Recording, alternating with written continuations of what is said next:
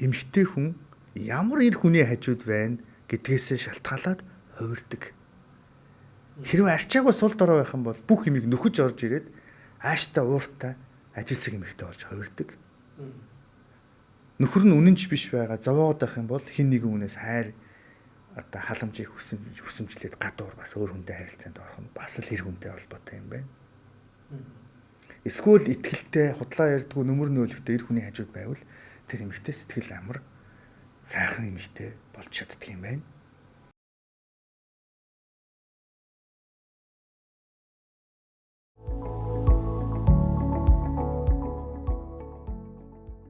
За сайн байцгаана. Подкаст үзэж байгаа энэ цаг мөчийн мэндийг танд хүргэж байна. Тэгээд өнөөдөр бид бүхэн бас нэг чухал сэдвийг барьж авч байна.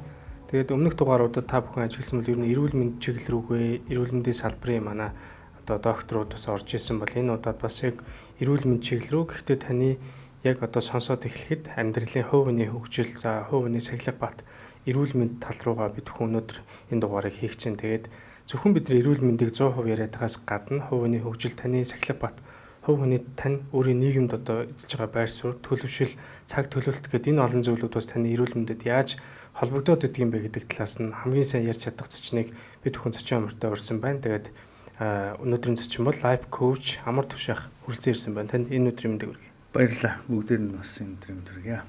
За тэгэхээр Амар Тушаахыг ер нь хүмүүс бас сошиал дээр бас нэлээд харж байгаа, мэдж байгаа. Тэгээд байгууллагууд ч гэсэн хувь хүний хөгжил тал руугаа яг энэ тал руугаа би таныг бас таньдаг хүмүүсээс дамжуулаад сонсч байхад таныг мэдхээс өмнө бол би тийг сонсч ирсэн.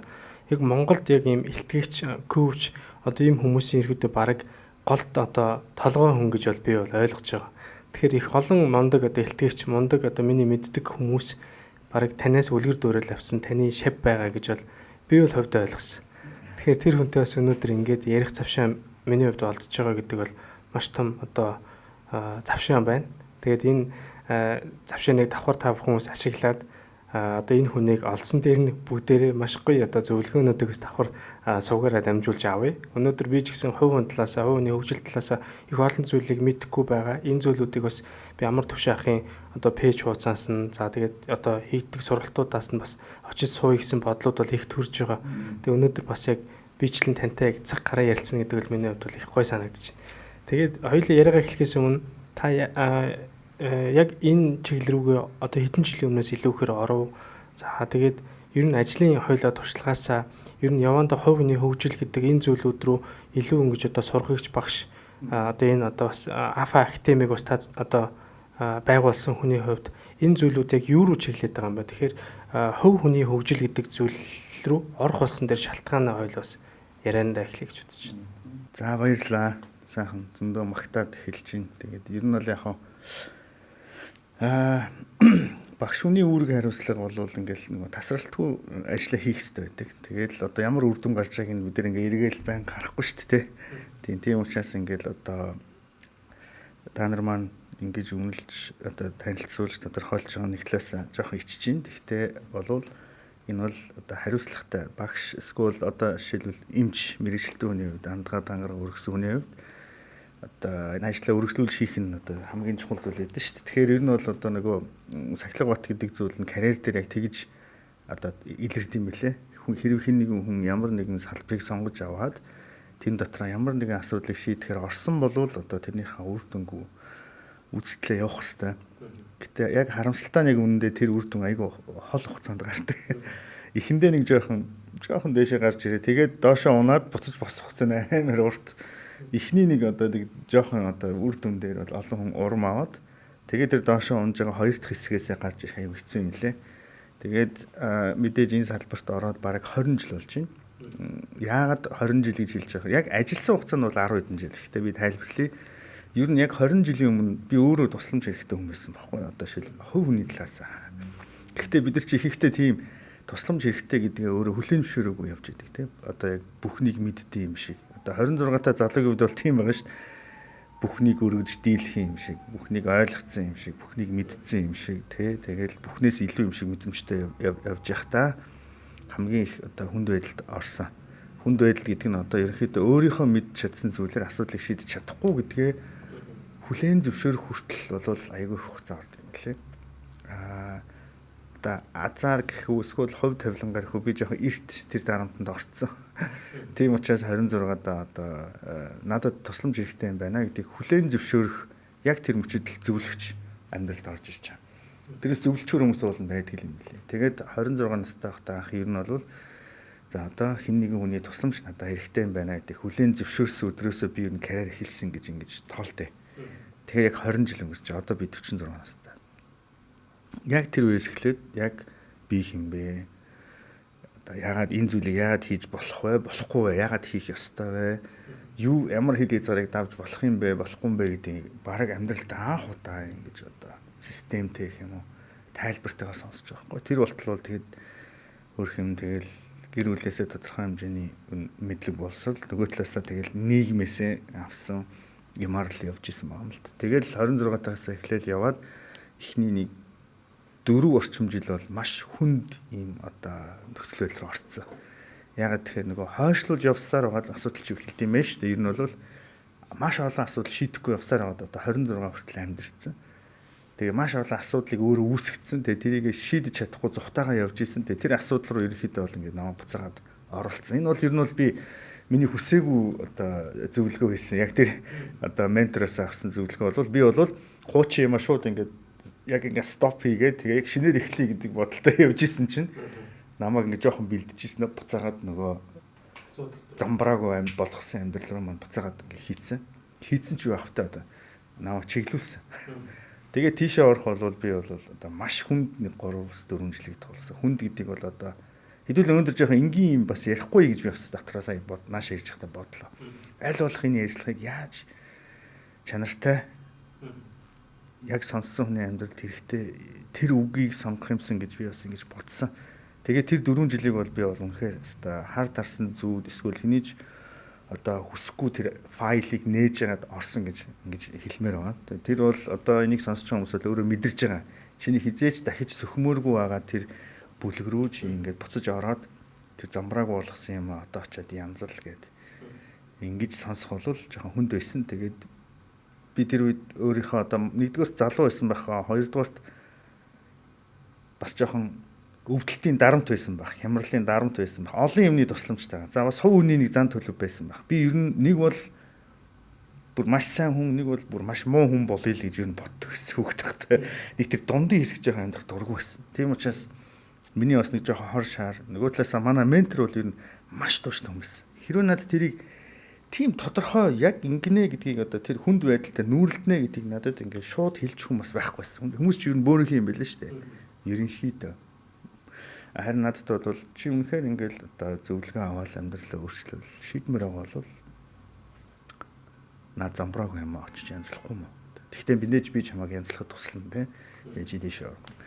Тэгээ нэлийн юм хурц ярьслаг болсон. Тэгээ би ч маш огцом шийдвэр гаргаад тэр бол үнэхээр одоо би баг ажиллаа зогсоогоод бүх найз нөхдөйгээ харилцаа зогсоогоод яг бүх хүчээ бүх анхаарлаа яг тэр асуудал руу төвлөрүүлэхээр шийдээд нэгсэндээ нийгмийн харилцаагаа баг 80-90% зогсоогоод тэгээ тийш орчихсон юм лээ.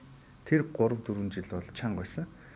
Тэгээ тэрнээс хойш бол мэдээж үр дүн гараад эхэлсэн учраас одоо бусдтай хуваалцах ч гэдэг юм уу те. Ингээд нэг жоохон хүн зөвлөгөө өгөх юмнууд ч юм бол 4-5 жилийн дараа эхэлсэн.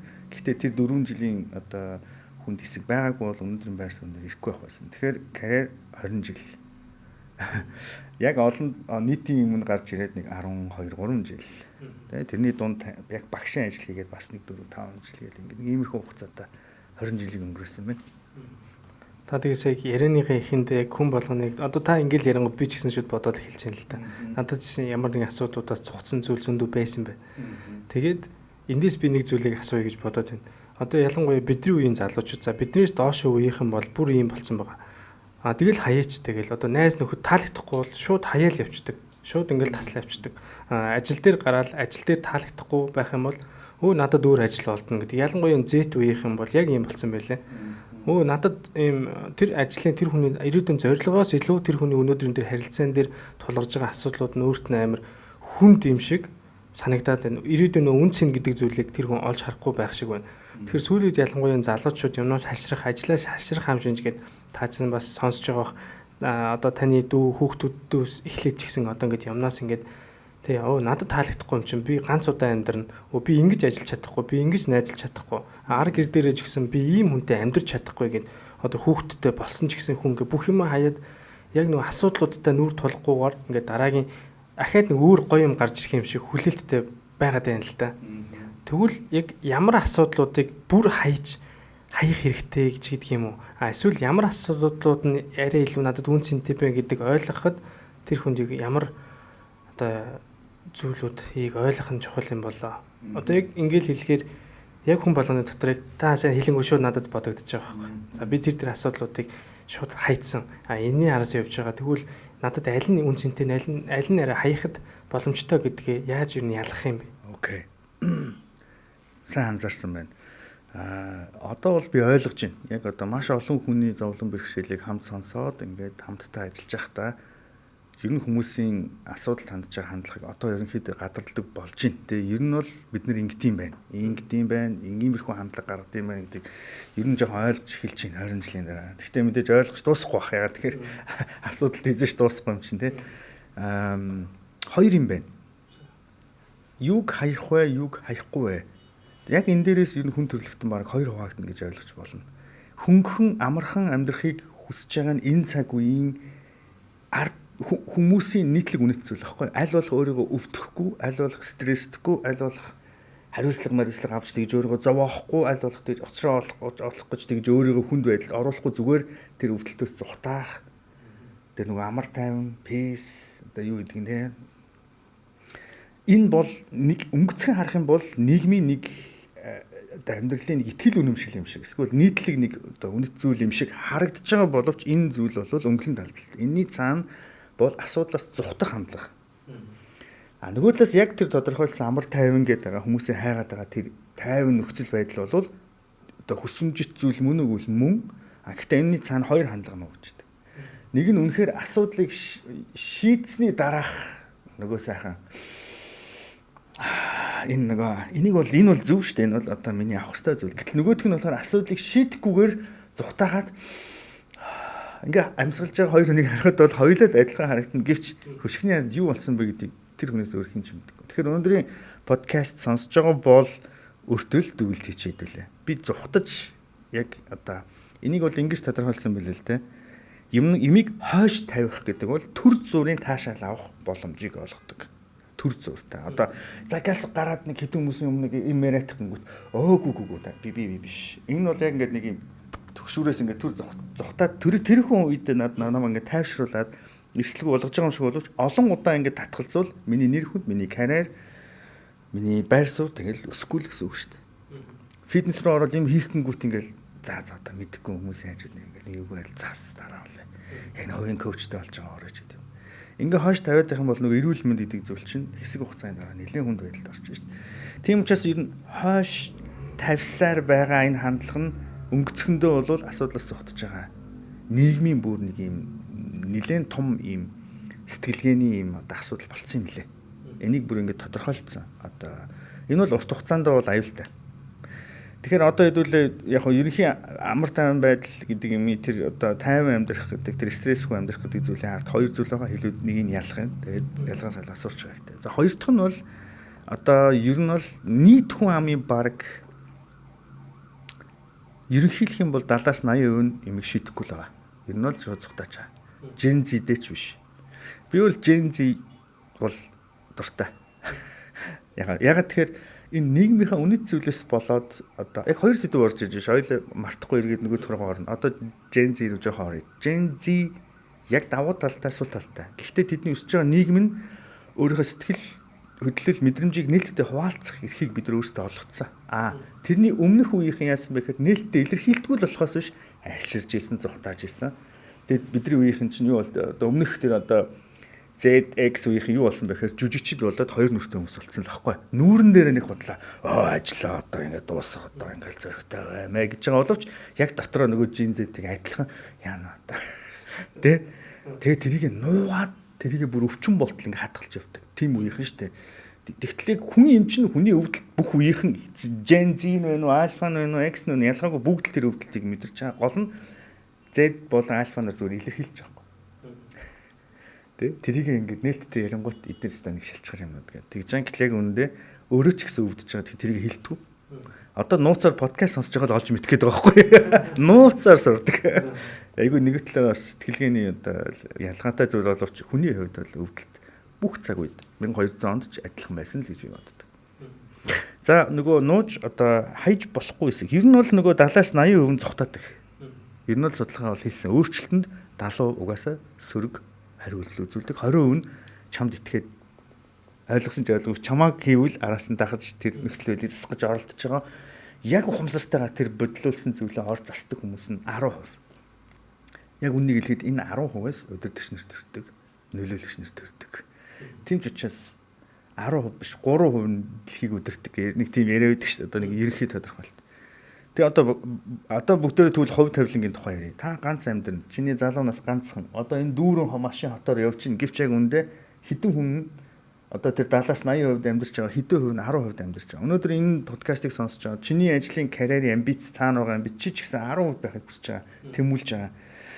Тэр нөлөөлөгч байр суурь дээр очимоор байгаа. Гэвч энэ байр суурь дээр очимоор байгаа бол тэр кейсүүдийг тэгж хайдгүй л байхгүй. Тэгэхээр одоо тэрийг хаяад март гэдэг нь тусдаа нэг тайлбар гарч ирээд өөрсдөө зөвтгөхөд байна. Тэрнтэй нүүрэлт гэдэг нь дахиад тусдаа нэг тайлбар гарч ирээд тэрийг батлах гээд байна. Энэ хоёр хоёлаа үнэн.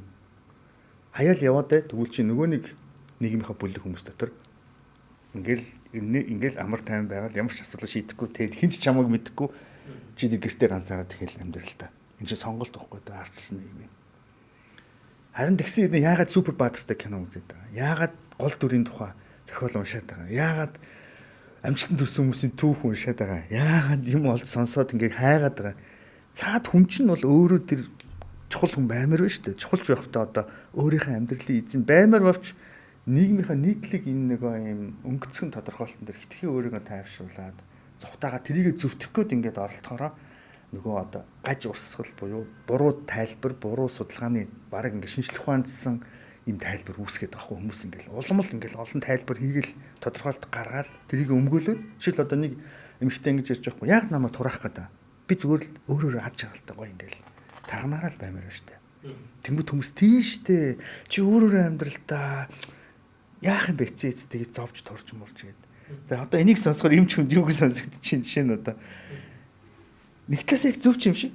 Гэтэл эрүүл мэндийн талаас тийм байх боломжгүй шүү дээ. Яаж ч удсан идүүдэлжинтэй олон жил амьдраад энэ сайн эффект үзүүлэхгүй шүү дээ. Тэнгүүд нөгөө мөнгөний тухай буруу ойлголттой адилхан ойлголтод ирж байгаа хгүй. Санхүүгийн эрхчлөөнд хүрэх боломжтой юу? Тэгтэл хүмүүс боломжгүй, зарим боломжтой. Яагаад хүний хэрэгцээ хязгааргүй шүү дээ. Тэг хэдэн төгрөг хэрэгтэй тэрийг тодорхойлж чадахгүй бол энэ чинь хэцүү. Тэгвэл зарим хүмүүс боломжтой хүний хэрэгцээг хязгаарлаж болно. Тэгэхээр санхүүгийн эрхчлөө хоёр тустай юм байдаг байхгүй юу? Мөнгийг сэтгэл зүйн хэрэгцээ хоёр ингэж нэг л ор тавьж байгаа аль нь зөв бэ гэдэг тэгээ маргаад байгаа чинь буруу байхгүй. Мөнгө л угаасаа хэрэгтэй шүү дээ. Тодорхой шүү хэмжээ. Сэтгэл зүйн мэдрэмжийг бол хязгаарлаж болно шүү дээ, тийм. Яг үүнтэй адилхан одоо битээр ярьсан сэдвэр хоёр чухал зүйлийг ингээд хоёулангийн эсрэгцүүлж асуугаад одоо нэг ээжтэй хайртай юу, аавтай хайртай юу гэж байгаа юм шиг тустай байхгүй да. Тэгэхээр амар тайван гэдэг зүйлийн тусад нь яри жинхэнэ амар тайван, хиймэл амар тайван гэдэг нь юу вэ гэдгийг л ялгаас сурчих хэрэгтэй. Тэгээд энэ дээр хэдүүлэн ажиллаад сонголт хийх хэрэгтэй. За би бол аль сонголтыг хийсэн бэ гэхээр за өстой нөгөө зовлонгийн түргэн дээр гэхдээ би бас жоохон амбицтай хүүхэд байсан учраас ер нь асуудлыг бошоохон шийдчихийе л гэж бодсон. Тэгээд нөгөө хатуу зөвлөгөөг хүлээж аваад тэр хогийн файлаа буцааж нээж агаад тийшээ одоо орсон. Гэхдээ дараа нь би өмнөхөр жинхэнэ амар тайвныг амьдралдаа мэдэрсэн. Одоо тэрийг бас амсаал явж байна л да. Тэгэхээр та хэллээ шүү. Таны хувьд бол хувь хүний өгдөлчм тийм байсан байх уу? Эсвэл хүн болгон яг ийм одоо тантай адилхан яг тэр хогийн файл гэж та хэлээд шүү. Асуудлаасаа цухтаад байгаа тэр асуудлууд руу орох зориг хүн болгонд өөрт нь ер нь байдаг юм уу? Эсвэл хувь хүний өөрийнх нь хүмүүжил төлөвшөлт, шашин шүтлэг одоо тэр ихтгэл үнэмшилтээс холбоотой байх боломжтой байдаг юм. Мэдээж асуудал хязгаарч нэг цул асуудал гэж байдгүй те тэрийг хуваах юм бол аюул олон найрлагтай одоо яг эрдэс бодис шиг тий. Тэгэхээр жишээ нь одоо бүгд нөлөөлнө. Гэхдээ өнөөдөр хэдүүлээ энэ ярилцлагыг хийхдээ энгийн одоо асуудлыг аль болох энгийн болох үүрэгтэй битүүрийн үүрэгтэй. Тийм учраас энэ дээр ямар ч темпераменттэй хүн энэ асуудлыг яг л одоо зүгээр шийдэх боломжтой. Тэр нь одоо шийдвэр гаргах хурдны явдал ялгаатай байж болох байх. Жохон бодож байгаад гаргах ч гэдэг юм те. Нэг нь шууд гаргах ч гэдэг юм. Болохоос биш хүн болгон чадна. Тий. Заавал одоо багасаа тийм сэтгэл зүйтэй байсан учраас биш. Би ер нь бол гадаад байдлаар хүмүүс намайг харах юм бол харилцааны төвшөнд би бол одоо интроверт. Тиймгээл ойрлол ашгаал энийгээл хөгжимсөс хүн биш. Ингээ харах юм бол би тийм ингээл нэг амар биш би ингээл чимээгүй л өчтдөг. Би ингээл хөгжимсөсөөл ганцаараа суугаал эвэл би зинэглэгдээл ингээл юм бодоогоо суугаад байдаг. Хүмүүс намайг багш болохоор ярьдаг хүн болохоор хамт хамт аялахаараа за одоо ингээл гоё юм ярих нөө гэл тэнгүүт би ингээл чимээгүй. Таа чин тэгээ нүү тайсан дээр байдаг шиг ярьдаг юм биш тэгээ. Тэгэхээр одоо юу гэдгийг харилцааны хэлбэр нь өөрөөр дотгошоогоо дуугаа удаан хүн байж болно. Гэвч асуудал тандах хандлагатай ийм шийдэмгий. Тэр бас ялгаатай. Аль нь ч байсан гэсэн тэр асуудыг шийдэж чадна. Тэгэхээр одоо миний нөгөө ментор гэдэг хүн надад нөлөөлсөн. Тэрийг бас мартаж болохгүй. Тэр хүн надад асуудлыг тодорхойлж өгсөн. Тэр муухай файл гэдэг юм чинь файлч гэж мэдэхгүй явж ирсэн. Тэрийг муу гэдгийг ч мэдэхгүй явж ирсэн. Яаж засах ёстойгоо ч мэдэхгүй. Ухарж явах, урагш явах гэдгийг ч мэдэхгүй байхад надад тодорхойлоод өгсөн чинь чи нэг асуулт асуужсэн шүү дээ.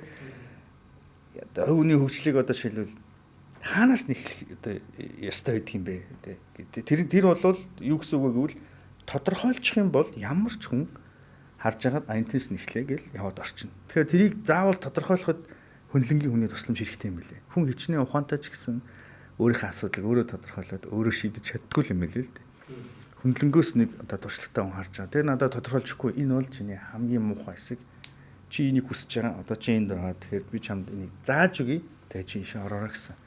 Тэгээс би нэг өөрөө ухаантай ч юм уу бас биш байна. Тэгэхээр юу гэсэн үг вэ гэвэл хэдүүлээ аль болох хугацаа алдахгүйгээр миний асуудлыг тодорхойлоод засахад туслах тэр хүнийг олоод хурдхан энэ одоо тэр хэцүү юм а эртхэн засаж залруулад эхэлсэн дээр юм билээ. Би тэгэхээр яг хувийн хөгжил гэдэг тал руугаа би бас ингэж бодод байна л да. Яг эрүүл мэнд гэхэр хүмүүс яг л нөгөө эргэтэн рүүгээ ойлгоод байгаа. Тэгэхээр хувь хүний хөгжил яг нийгмийн харилцаа таны яг нэгсэнд жоохон зүхтаагаад байсан хар одоо файл, хогийн файл гэж яриад байгаа шүү дээ. Тэр чи хоёулаа нэг өнгөцгөн орё. Тэнгүү тэр надтай адилхан л асуудлууд тэнд яг хүн хэмжээ адилхан л байсан байгаа. Тэн дотор зөвхөн би төсөөлөхдөө гэр бүл, найз нөхөд одоо тэ карьер ч гэдэг юм уу. Энэ одоо өөр юу гэдгийг те энэ зүйлүүд байсан баг л та. Тэр дотроос хамгийн өндөр ер нь асуудлууд нь таны яг амьдрал альнаас нь илүү одоо графикээр үзэх юм бол ямар асуудал нэрээ илүү цар хүрээ эзэлж байсан. За тийшээ орохын тулд бас хүн чинь нөгөө амбицтай шуналтай учраас тийшээ орох шалтгааныг эхлээд тодорхойлох хэрэгтэй. Тэрийг хэлэхгүй бол хинч тийшээ орохгүй. Ашиг нь юу юм бэ? Тийшээ ороод тэгэд ямар ашигтай юм бэ? Тийм үстэй. Тэрнээс өөрийгөө зовоох гэж шинж орохгүй шүү дээ. Тэнгүүт би ч нөгөө бас ингээд нөгөө одоо амьдралдаа илүү сайн сайхан зүйлийг хүсэж байгаа учраас тийшээ нөгөө одоо тэгвэл орж яах юм гэдэг асуулт одоо маань сонсогчдод төрж байгаа хгүй да. Ашиг нь юу? Тийшээ орж яах гэдэг. Тэгвэл би та нарын одоо бидний хамгийн их хүсдэг хүсэмжт хоёр юм хэлье, үр дүнг хэлье. Тэрний төлөө тэгвэл та тийшээ орж чадах уу? Нэг нь өөртөө итгэл. Тэр муухай хогийн файл чинь яг би жоохон сул одоо энгийн үг хэрэгжилж байгаанд би албаар нөгөө хүмүүсийг жоохон сэрэгдэхгүй нэг юм мэрэгчлэл ярих хүмүүс ингэ. Тэр муухай файл дотор чинь байгаа тэр дурсамжууд хизээж чамайг орхидгүй. Үргэлж тэрнтэй холбоотой ямар нэгэн сэдв, ямар нэгэн харилцаа, жишээ нь хосын харилцаа, санхүүгийн асуудал, одоо чийзээ асуудал ш, яг аль асуудал. За аль асуудал гэдэг нь жоохон дараа нь ярив. Гэхдээ тэр бүх юм бүгд миний тархин дотор байгаа учраас миний нөгөө одоо төв мэдрэлийн систем, миний булчирхаанууд те энэ бүх зүйл рүү надаас асуухгүйгээр эффект үзүүлээд шаардлагагүй гармуу ялгаруулад, шаардлагатай үед хэрэгтэйг нь ялгаруулахгүй байгаад ойлгож байна тест. Надаас асуухгүйгээр миний бодисын солилцоонд миний биед нөлөөлдөг. Намайг нэг хоошин татна эсвэл тэр дурсамжууд намайг түлхэж өгнө. Тийм учраас өөртөө итгэл гэдэг зүйл нь техник биш ганцхан. Өөртөө итгэл сэтгэл зүйн асуудалтай холбоотой байдаг. Тийм учраас тэнд байгаа муухай файлууд тэрийг зөв файл болгож өөрчилж засаж залруулахгүй бол насан туршдаа чиний яг бодиттой бүр эрүүл мэндийн төвшөнд чамайг доош нь татна. Чиний дархлааг унгана. Чиний мэдрэмжүүдийг үргэлж чамд тэр одоо байх ёсгүй үед байх хэрэггүй гормонуудыг ялгаруулж өгнө. Тэр нь чиний сэтгэлийг түгшилтэнд оруулна, чамайг ядраан, чамайг хүчгүй болгоно. Тэгээд тэр нь чиний өөртөө итгэлийг байнга хулгайлна. Бараг 70-80% чиний энерги дотоод хүч, сэтгэл зүйн хүчийг чинь ямар нэгэн хуучин муу дурсамж ингээд сороод тэрийг зөвхөн твчхийн тулд чи уул нь бол ямар нэгэн зүйлийг бүтээхийн тулд энерги хэрэглэх гэсэн чинь чи твчхийн тулд ямар нэгэн юмд хэрэггүй юмд энерги зарцуулаад яг чи ингээд тулааны талбар дээр гарах үед чи өөртөө итгэлгүй. Ярих гэсэн чинь дотроо зөрчилтэй. Чи энэ сэдвийг ярьж болохгүй шүү дээ. Хойлоо нөгөө яасан шүү. Чи энэ хүнтэй юм ярьж байгаа тул чи яасан бэл. Тэгээд энэ зөрчлүүд чинь эргээд миний хамгийн том сул тал. Тийм учраас нөгөө төр зүрийн амар тайван байдлыг иймэрхүү ноцтой асуудлуудын өмнүүр тавьж тайлбарлаад байгаа бол аюултай.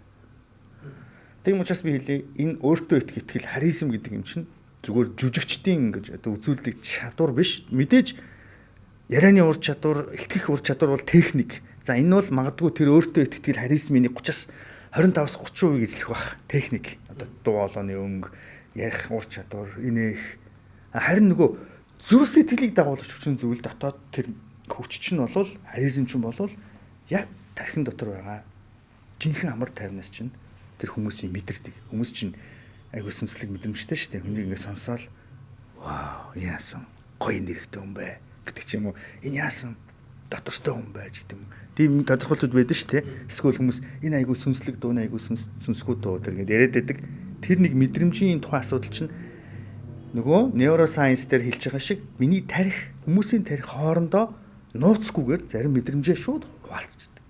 Нейронуудыг хоорондоо солилцож байна гэсэн.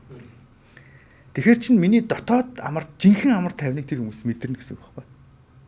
Тэр чинь хоёр техник байдаг нөх шүү дээ, тий. Public speaking одоо тэр өөртөө итгэл гэдэг юм чинь жүжиглэх буюу техникийн харилцааны ур чадвар нь нөгөө талаасаа жинхэнэ чадвар байна. Тэгэхээр энэ хоёрын жингээр нь харьцуулах юм бол дотоод амар тайванд бараг 70% чиний тэр нөгөө ярианы хүч нөгөө өөртөө итгэлийн цаана байх гоё мэдрэмж.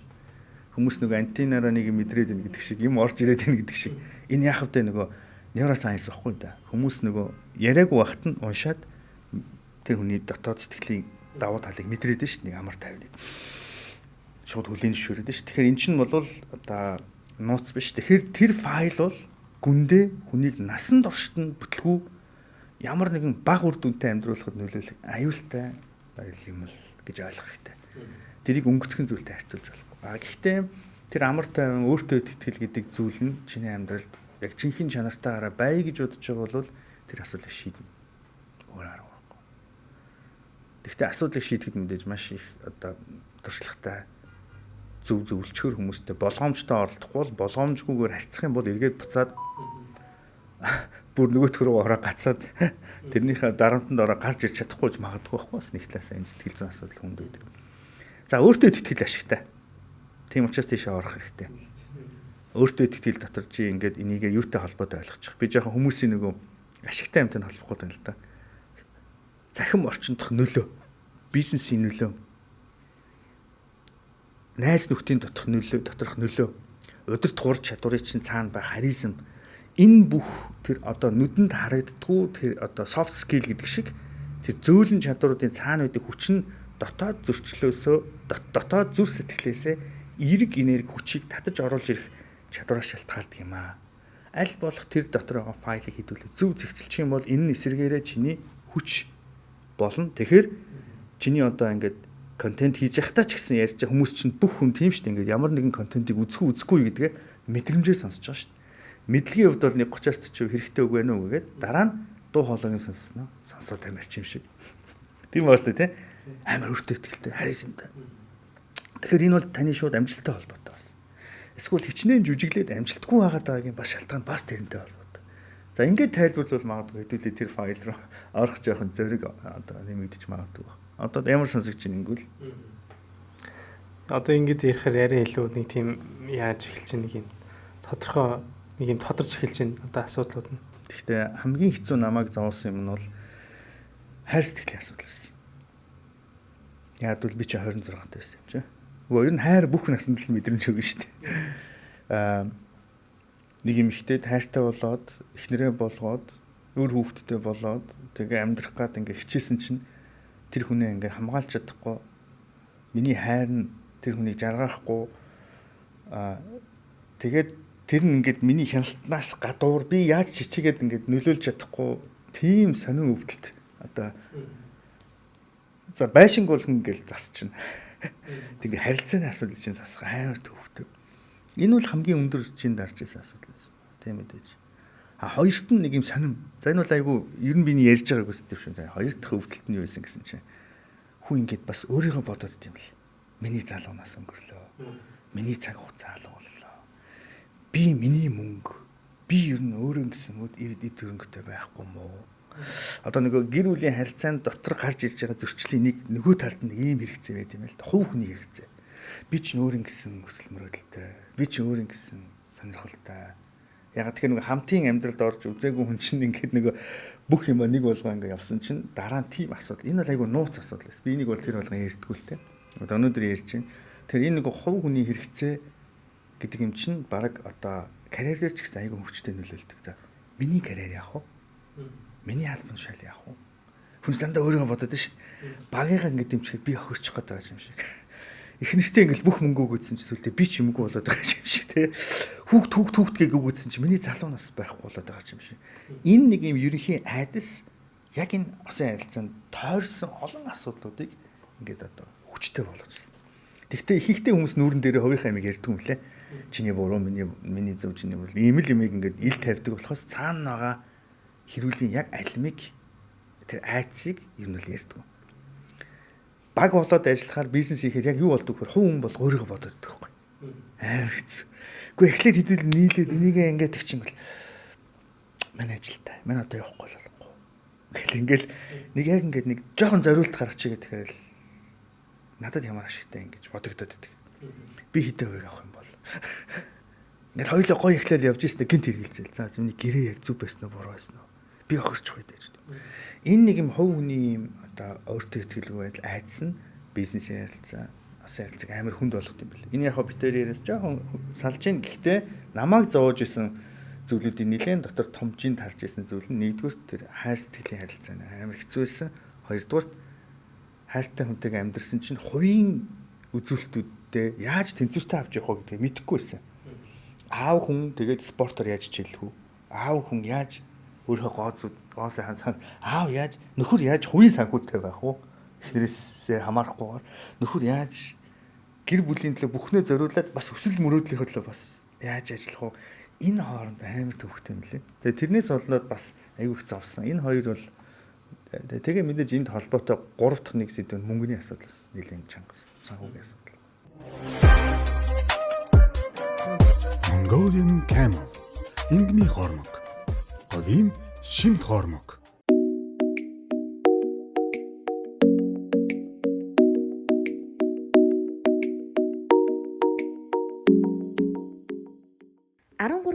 мг өндөр тунтай 100% эрүүл мэндэд сөрөг нөлөөгүй хөгшрөлтийн эсрэг хамгийн өндөр үр дүнтэй уудаг супер шингэн коллаген 100% байгалийн гаралтай аяг таваг угаагч хөөс доктор Уна өөх тосыг хоромхон зурд задалж сав суулгыг гялалзуулна 3 дахин химнэлттэй мөн олон төрлийн нэм бактерийн эсрэг үйлчилгээтэй учраас хүүхдийн угаж, жимс, хүнсний ногоо зэргийг угаахад тохиромжтой. Өнгө үнэр оруулагчгүй байгаль дээлтэй доктор Уна аяг угаагч хөөсийг хэрэглэж гэр бүлээ болон их дэлхийг хайрлаарай.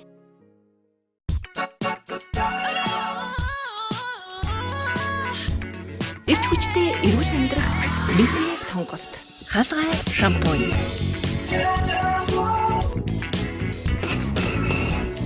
Дөрвөн төрлийн хаалгай шампунийг үснийхээ онцлогт тохируулан бид хэрэглэдэг. Эрүүлэр үсээ хайрлая. Та өөрийнхөө яг тэр асуудлуудыг ойлгоод байна шүү дээ. Ойлгохгүй зөндөө юм байгаа хэл та. Ойлгохгүй тодорхойлж чадахгүй тийм. Тодорхойлж чадахгүй. Өвдөлт нь бол байгаа. Өвдөлт нь байгаа гэдэг. Тэгээ би сүүлд нэг пост хийсэн чинь манай таньдаг хүмүүс их надаас асуусан л да. Ер нь стресс их байна гэдэг чинь нөө арх уух, тамхи татах те одоо өөр яг тиймэрхүү зүйлүүд рүү хүн өөр өссөн өсөг амттай зүйл идэх гэдэг юм ийм зүйл рүү өөр ирэхгүй ороод идэг юм байна л да. Тэг тэрнтэй адилхан их олон хүмүүсийг та бол тэрийг ойлгоцсон мэн 26 настайдаа асуудлуудаа гаргаж ирээд бодоод ингээд яа нэг чи бас арай нэг өөр төвшөнд яваад нь штэ. Тэгсэр нэ яаж гэдгээ хайгаал яваад байсан юм штэ. Та тэгэж бодоод гэр бүлийн хувьд л хоёлаа ярьж байна л да. Та тэгээд ойлгоод бодоод яваад байна. Гэтэл яг энэ танаас хамаарахгүйгээр танаа их нэртэй хас хамааралтай ийм зөрчил байгаа тохиолдолд юу хоёулаа яг яаж өөрчлөгдөх боломжтой. Зөвхөн та өөрөө ингээд одоо амьдралын тасалжуулагч багштай ингээд яваад хичээгээл те.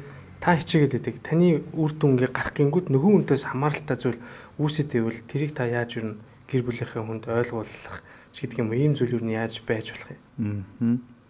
Харин тий. Энэ бас чанга сэдв шүү.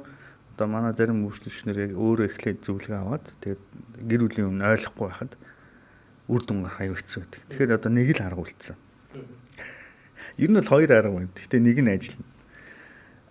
Хоёулаа ажиллана л да. Гэхдээ нэг нь эхлээд бараг дийлхэн сонгох байх. Жишээ нь бол одоо би хаах ингээд гэр бүлдээ яг одоо шилэг тэр өөрийнхөө төлөө зөвлөгөө аваад буцаад тэр файл руу ороод гэр бүлийнхээ асуудлыг шийдэхэд манай ментор надад юу гэж зөвлөсөн бэ? Бас миний бодит нөхцөл байдал намайг яаж дагуулсан бэ гэдгийг би туршлагаасаа олцсон л та. Тэгвэл хүмүүст бас илүү.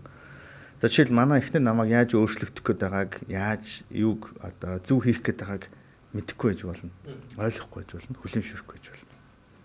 За тэгэнгүүт энд нэг юм бодит цаг хугацаа шаардсан дасгал ажил буюу одоо практик ажлын хугацаа гэж байдаг. Энэ нь бизнес ч байдаг, гэр бүлийн харилцаанд ч байдаг. Фитнест ч бас байдаг. Одоо нэг сонирхогчийн үе гэж байдаг. Одоо нэг үр дүн гартал буужхгүй байх. За тэгэхээр ихэнх хүмүүсийн ингээд зовоож байгаа зүйл нь юу гэхээр сурсан зүйлээ ирээд гэртээ яриад байдаг гэдэг. Ингэж илээ одоо чийдэг. Би бас ингэх гээд байна. Чи бас энийг ингэчих гээд ингээд тайлбарлаад тэнгуут нөгөө хүн чи өчнөө олон жил ингээд сонио амьдарчаад одоо ингээд чи намайг засах гээд байгаа юм. Өөрөө ачилтэй. Тэгэхээр нөгөө хүн хүлээж авахгүй шүү дээ. Энэ чи ойлгомжтой шүү дээ. Тэг гиг үнд нэг мундаг багш гээл те оруулж ирснээр амраа хөш ингэж ийн гээл тэгсэн нөгөө хүн тэгэн шүү дээ. Тэгвэл амраатайгаа л та. Би өөр хүн шүү дээ. Яг тэгэж хэлэн те. Тэгэнгүүт чинь ингээд бидний алдаа юу гэхээр ингэ жоохон яарад байгаа байхгүй. Эхний хичээл бол нөгөө хүндтэйгээ мэдсэн зүйлээ хуваалцах мэдээж тодорхой байх хэвээр. Юу сурсан бэ гэж асуувал ярих хэвээр. Ингэ тийм байлээ.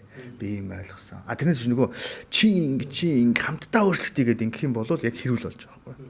Тийм учраас миний хийсэн зүйл юу байсан бэ гэхээр 2 жил зүгээр л 80% тайлбарлахгүйгээр үлдэх.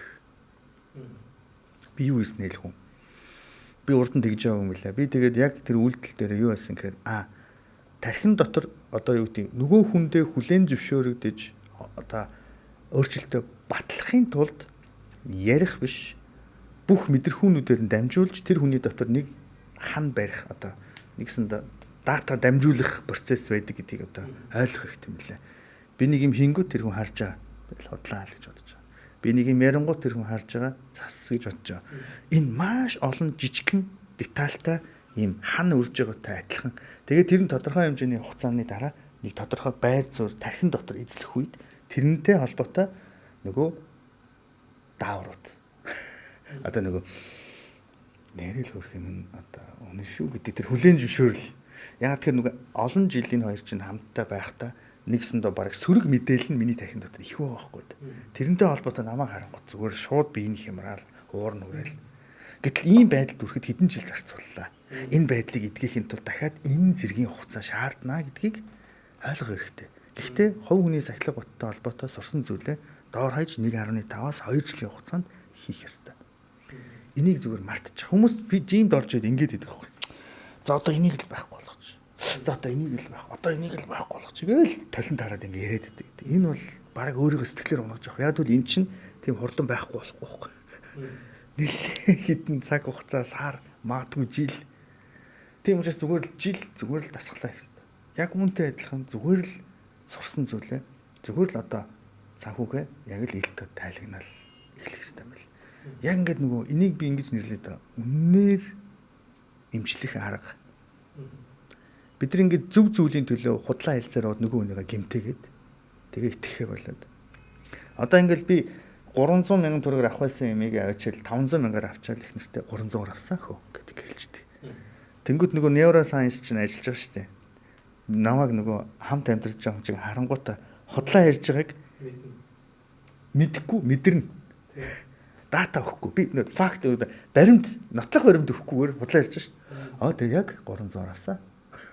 Тэнгүүт нөгөө ингээ харж ирсэн. За ямар нэг юм биш л байна да гэдгийг тархин хоорондоо мэдээлэл солилцоо. Тэгээд хэцүү болчихдээ. Тэгээд тэр мэдрэмж нь хамгийн муухай нь би яг хууртаад байгаа мэдрээд идэх нөгөө нь. Яг ингээд хідүүлээ 5 жил амьдэрсэн ингээ боддоо. Оройн хоолн дээр хэрэлдээд яах юм бэ? Юу ч болоогүй сайхан байсан ажил асуудалгүй. Ямар нэг юм болохгүй байсан гэдгийг нөхөр нь ч юм ихнэр мэдээд шүү дээ. Яг энэ бол нөгөө худал зөв зүйлийг буруу илэрхийлснээс болоод хосын харилцаа болон бизнесийн харилцаа ингээд нурдаг байхгүй. Нэг 3-4 жилийн дараа. 3-4 жил зарцуулсан юмыг одоо засахын тулд яг юу ихтэй вэ? Хэдэр авсан? 500-аар авсан. Би чамайг 300-аар ав гэж хэлээ өстэй. Харин тий. Уучлаарай. Тэгээд нөгөө бүсээгүй таагүй байдал үүсэж штт те. Гэхдээ тархин дотор энэ бол эмчилгээ. Юу болж байгаа гэхээр уурсныхаа дараа хөрх юм бас тэгэл одоо үнэ хэлжлээ шүү те. Бас нууж болох л байсан гэж бодохдоо гүндээ шархалах байсан сэтгэл зүйн асуудал нэг идэж идэг. Тэгэхээр бид нар энийг бол ойлгохгүй бодохгүй. Тэгэхээр бид нар ингээл зүгээр л хэрүүлгүй байхын тулд л аваачаал ингээл. Тэгэхээр одоо амьдралыг өөрчлөхийн тулд яг энэ зөвлөгөөг авсан бол 2 жилийн хугацаанд яг бодтойгоор чи энийг хий.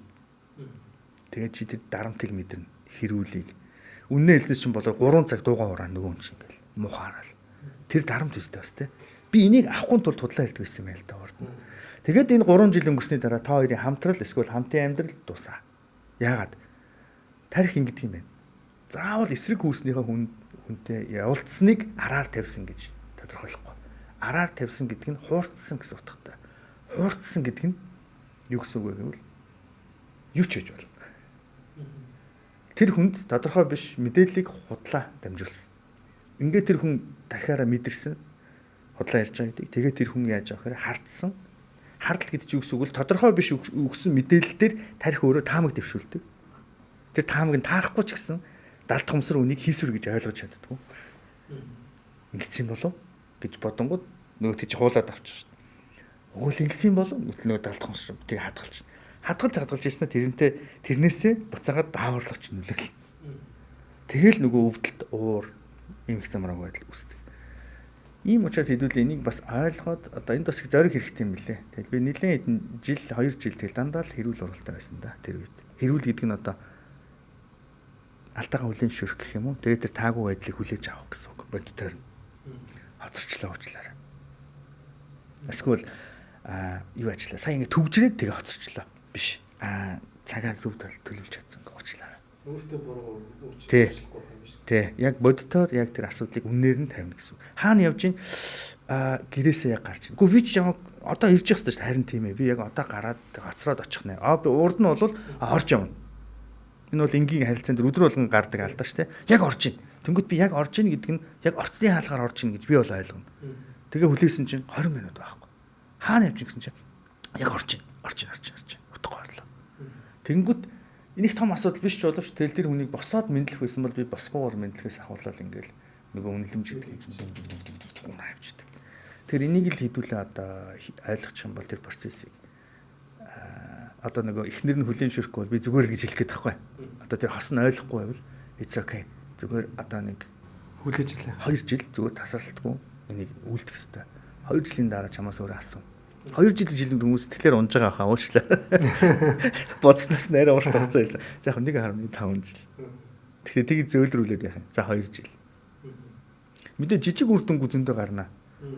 Хүлээн зөвшөөрөх хүртэл хугацааг ярьж байгаа шүү. Тэрнээс биш ингээд нэг гоё мэдрэмж төрүүлэх юм жижиг үр дүнгүй тэнд дондоо гардаг л та. Манай ээж надад тэгж хэлчихсэн байхгүй яг их нэртэйгээ би чиг 25 настайдаа танилцаад тэгээ одоо би бол 2 хүүхэдтэй.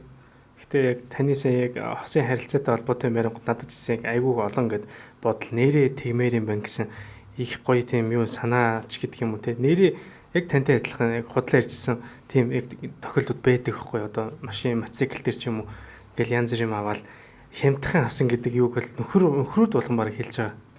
Тэгээ бараг л үнтэй авсан гэж хэлэхгүй дээ. Эхнэрүүд ч гэсэн тэрийг мэдэхгүй байгаа. Тэгээд манай аав ээж хоёр надад тэгж хэлжсэн. яг хүнтэй амьдраад ингээд танилцуулаад хамт амьдраад эхэлсэн чинь нэг очоод хөдөө үдгийг 100 хараад үдгийг. Тэгээ очоод манай аав ч яг надаа ганцаар яж хэлж байгаа байхгүй. Анханасаа ингээд ээж аав нь тэгж хэлжсэн юм байна. Манай өвөө юм. Анханасаа хэрүүлэлтэй байх юм бол хэрүүл хийгээд сурчнаа. Анханасаа хэрүүл хийхгүй байх юм бол хэрүүл хийхгүй сурчдээ маа гэж хэлсэн байхгүй. Яг тэрийг бисээ яг бодсон чинь яг хэрүүлгүй амьдрал чинь бас яг цаана бас яг зөв харилцаа 100% бас байхгүй юм байна. Тэглээ гэд бодохоор хүн зарим хосуудыг бид ингээд найз нөхдөд ч юм уу уулзаал аялал жугаалганд хамт явахаар зарим нь ингээд нэг юм ярьж байгаа хэрэлж байгаа юм шиг байгаа л гэдэг тий. Зарим нь хэрүүлгүй ингээд энийг л яваад идэг хэрнээ цаанаас яг таны хэлдгээр нөө нэг мэдээ дамжуулна гэдэг шигээр тэр хоёрын хооронд юм болохгүй байгаа гэдгийг тэнд байгаа бүх хүн мэдэрсэн байдаг байхгүй. Яа энэ хоёрыг жоохон асуудалтай юм. Гэхдээ наана нэг энийгээд байгаа нь мэдэгдээд идэг. Яг сая та хэлсэн чинь надад яг тийм бодол төрлөөлдөө.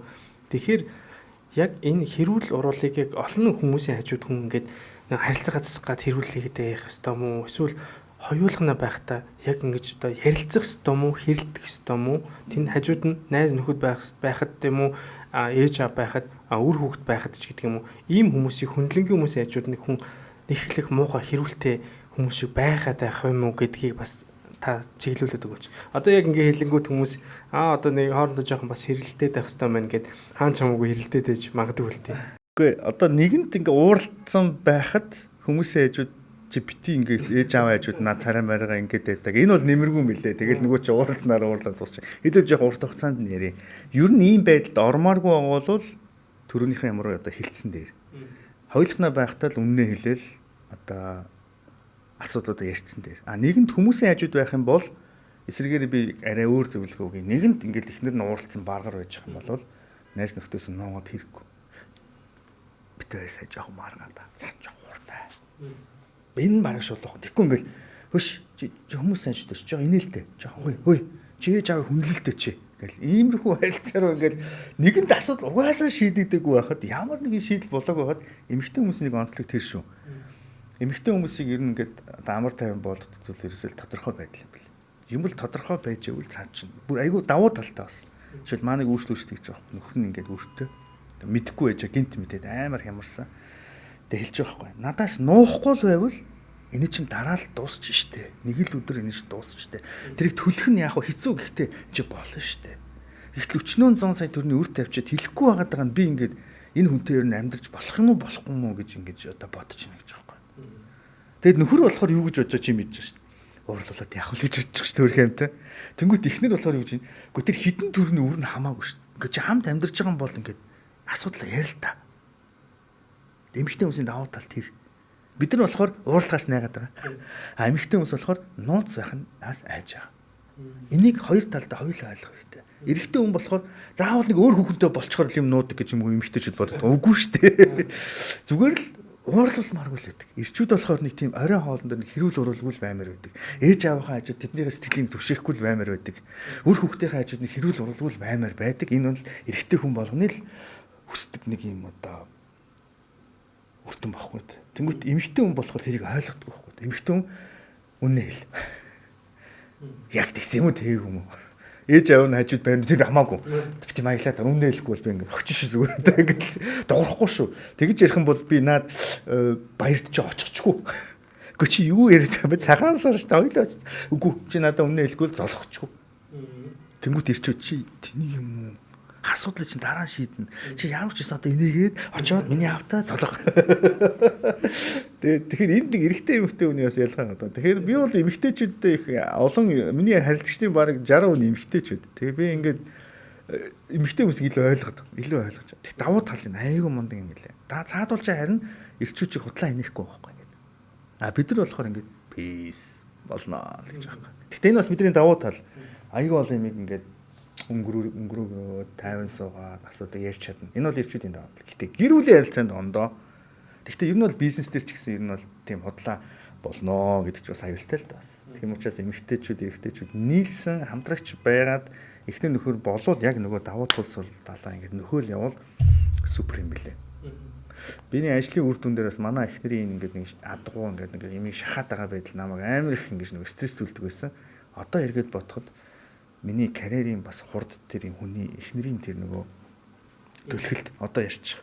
Одоо наатах яач гэдэг нэг хэцүү яг ингээ гэртээ ингээ амархахаас чинь одоо нэг ажлыг каст дуусгачих гэдэг ч юм. Тэгмгүй би амармаар байна штэ гэл би айгүй их нэртэй юм зөрчилж ийсэн. Одоо энэ яг хандах чи яг тэр юм дээр гарч ирдэг байхгүй. Хүмүүсийн хажууд. Чи асуудалтай бол битгий жүжиглээ дээ гэж шууд ихнэр хэлээ штэ. Тэгмээ ирчүүд юу лээ? Гүчи настай хүнийг хүндлэлтэй гэл. Тэр эмэгтэйчүүдийн бас нэг давуу тал байгаа үстэй. Одоо ингээ харахаар асуудалтай бол асуудалтай гэдэг юунд нь нууд вэ? Тэгэл би ярихгүй л штэ. Би өөрийнхөө бол баймаар байна. Тэгвэл тэрийг бол одоо яг бодит байдал дээр ийм нөхцөлөд тулж байгаа бол тэр хүнийг ухаантай бай, хүмүүсийг хүндлэж хэлээд бараг ажиллахгүй юм байлаа гэдэг л ойлгох хэрэгтэй. Гэртээ очиод нэг юм сайхан асуудал шийдээд харин би танарт бас нэг гоё юм хэлээ. Би үнэхээр осын харилцаан дээр фейлдсэн гэж хэллээ шүү дээ. Намайг хамгийн их зовоосон юм. Гэхдээ нөгөө жижиг сажиг зүйлээр худлаа яриахаа болоод ингээд нөгөө одоо яг зарчмынхаа дагуу яваад хэлсэн чинь 2 жилээс хойш юу болж гисэн гэсэн чинь нөгөө хэрүүлттэй маргаантай амьдралын хувь ингээд бүр эрс ингээд шууд бууралаад юм байл. Тэгээ нэг 5-6 жилийн дараа би 5-6 жилийн өмнө ямар амар хэцүү амьдарч ирснээ бараг мартцсан байсан шин. Тэгэж ингэж гоё амьдрал гоё цэвэршдэг юм байл шин. Ганцхан нөгөө хэрэлдэхгүй байх нь зөв гэсэн үг шүү. Чи сүр айгу зөв хэлсэн шин. Угаасаа хэрэлдэх шалтгаангүй болгох хэвээр ер нь бол. Угаар нь имжлэх хэвээр. Одоо нөгөө шархны тос төрхөх биш. Дотроос нь имжлэх хэвээр. Уг суур өвчнээ. Ингэх юм бол нэг 2 жилийн процесс гэдгийг манайхан ойлгож хэрэгтэй одоо. Тэгээд яг бодит байдал дээр бол одоо яах вэ гэхээр ерөөсөө сөрөхгүй, хэрэлдэхгүй, төвчээртэй тэгээд яг үннээ хэлэл нэг яваад байх хэрэгтэй. Энийг л хэдүүлээд аваад болж байгаа юм бол одоо Тэс өнгөцгөн дараад бол эмэгтэйчүүд баг нөлөөлдөг юм бэл. Тэрэн дээр хийхдээ дими юм төвчийн хардаад яах вэ ирчүүдээ л гэж. Тийм л. Эмэгтэйчүүд бас лагштай бас. Одоо энийг сонсоод яг таасаа яг хэллээ л эхнэр хүн араас түлхээд идэг тэр үед та бэлэн болсон болоогүй тэгээ эрэгтэй хүнийг түлхээд ийн гэдэг чинь эмэгтэй хүний дэмжлэг маш чухал байсан юм байна. Би бас яг танаас хэлээд бодсон чинь манай эхнэр бас яг наваа тэгдэг. Одоо тийм ажилтаа гэж жоох хоошоо тавих гэхээр үгүй наатаа одоо газ хийчих. Тэгжиж эн чинь ингэж тэгнэ гэдэг юг манаа яг миний бараг нэг тасгалжуулагч шиг байдгийм бэ.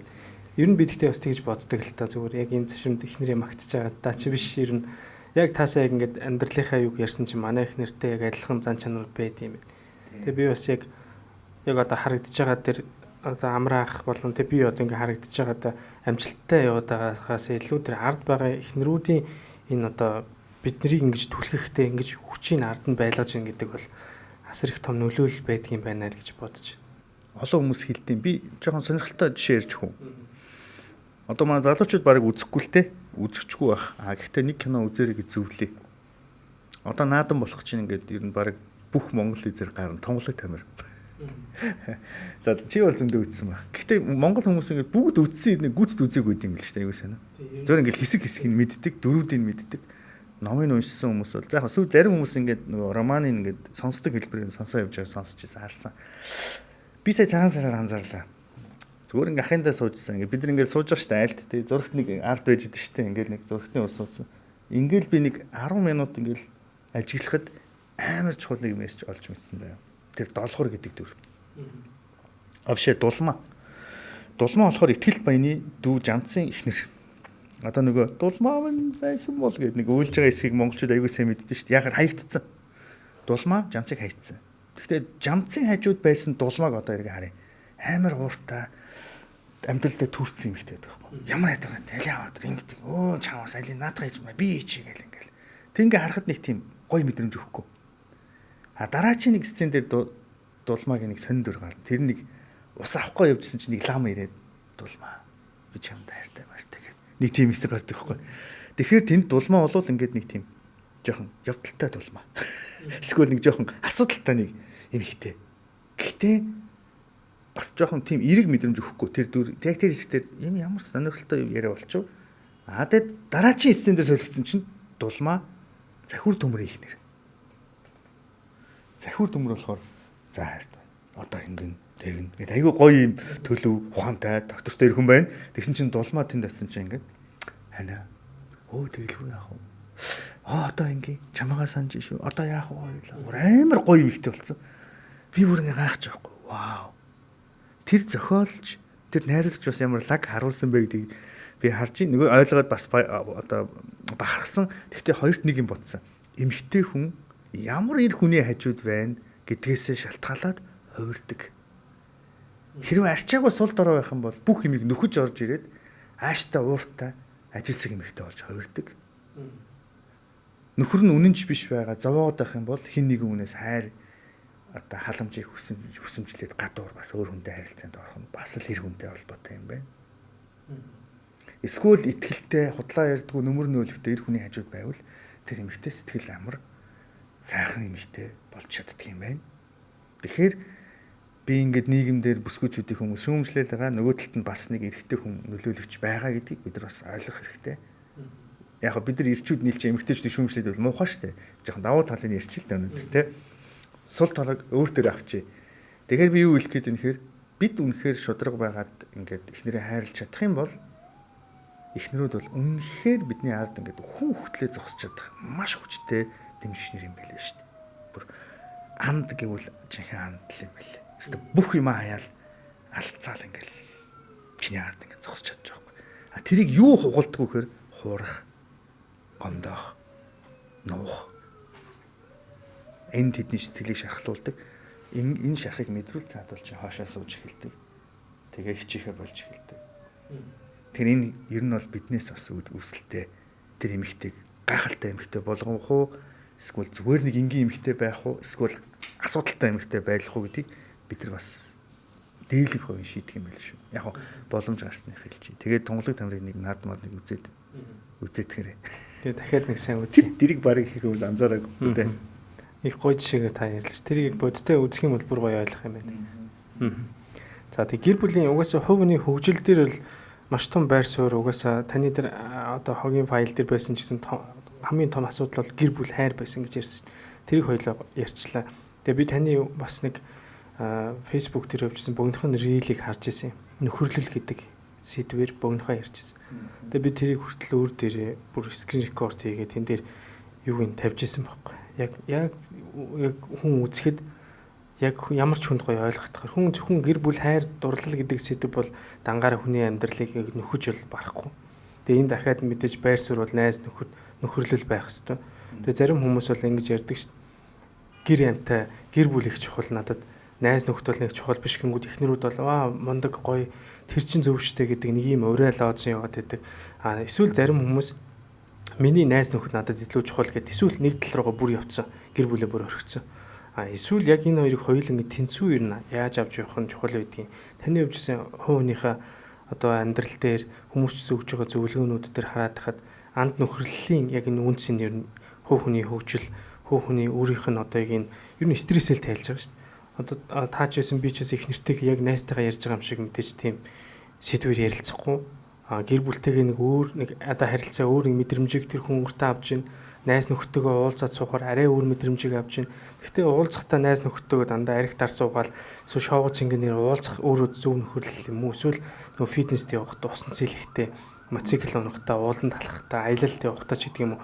Ийм гоё хоббигоор бас найз нөхөрлөлийг яаж гоё дүүргэж хувиргаж болох юм бэ гэдэг энэ зүйлийг би бас асуумаар байна. Тэгээд найз нөхөрлөлийг ингээ хараад тахаар яг ингээд нэг юм орхигдуулаад ингээл хуучин тоглоом шиг хаяад байх хэвээр юм. Эсвэл хуучны найз нөхөд би өөрөө хөгжөөд идэг манай найз нөхөд яг нэг хэвэндээ байгаад намайг их цантай болчлоо энэ өстө өөр болчихжээ гэдэг тэр дүгнэлтүүдийг хийгээд байгаад байх нь заримдаа хоорондоо огт муудаагүй ирнэ нэг мэдгэд хоорондоо холбоог болсон найзууд ч хүртэл надад бол байна. Энэ зүйлүүдийг яаж юу нэг зүв авч явах хэвээр бол энэ бас яалтчгүй хувь хүний яг хаяа бас боддог бодлуудад бол нөхөрлөл бол яалтчгүй орж ирэх юм бэл. Энэ бол бас нэг хоёр талтай айгу чухал сэдв. Жишээлбэл одоо амьдралыг найз нөхдөөр төсөөлөх үнэхээр боломж байхгүй. Би нэг хамгийн хүнд хэсгийг хэлье. Хүнд гоё хэсгийг ярьж өгье. Би болохоор ээж минь аав маань нэлээ эртнээс ороод тэгээд ээжтэйгээ хоёулаа ингээд амьдралыг хатуу хөтөг туулаад тэгээд тэр дунд бас мэдээж гэрлээд гэр бүлтэй болоод ингээд явж исэн. Гэхдээ би ээжийнхаа ингээд би бодохдоо ээжийнхаа бүх зүйл нь л гэж боддог. Одоо хүүхэд бол тэгж л боддог. Би л байвал болчихно доо ээж минь гэж бодож байгаа. Гэтэл яг үүндээ би тэр эмэгтэйн ингээд сэтгэл амьдралд болж байгаа бүх тэр унал бослын дунд бүгдэнд нь хань уулснаг үгүй.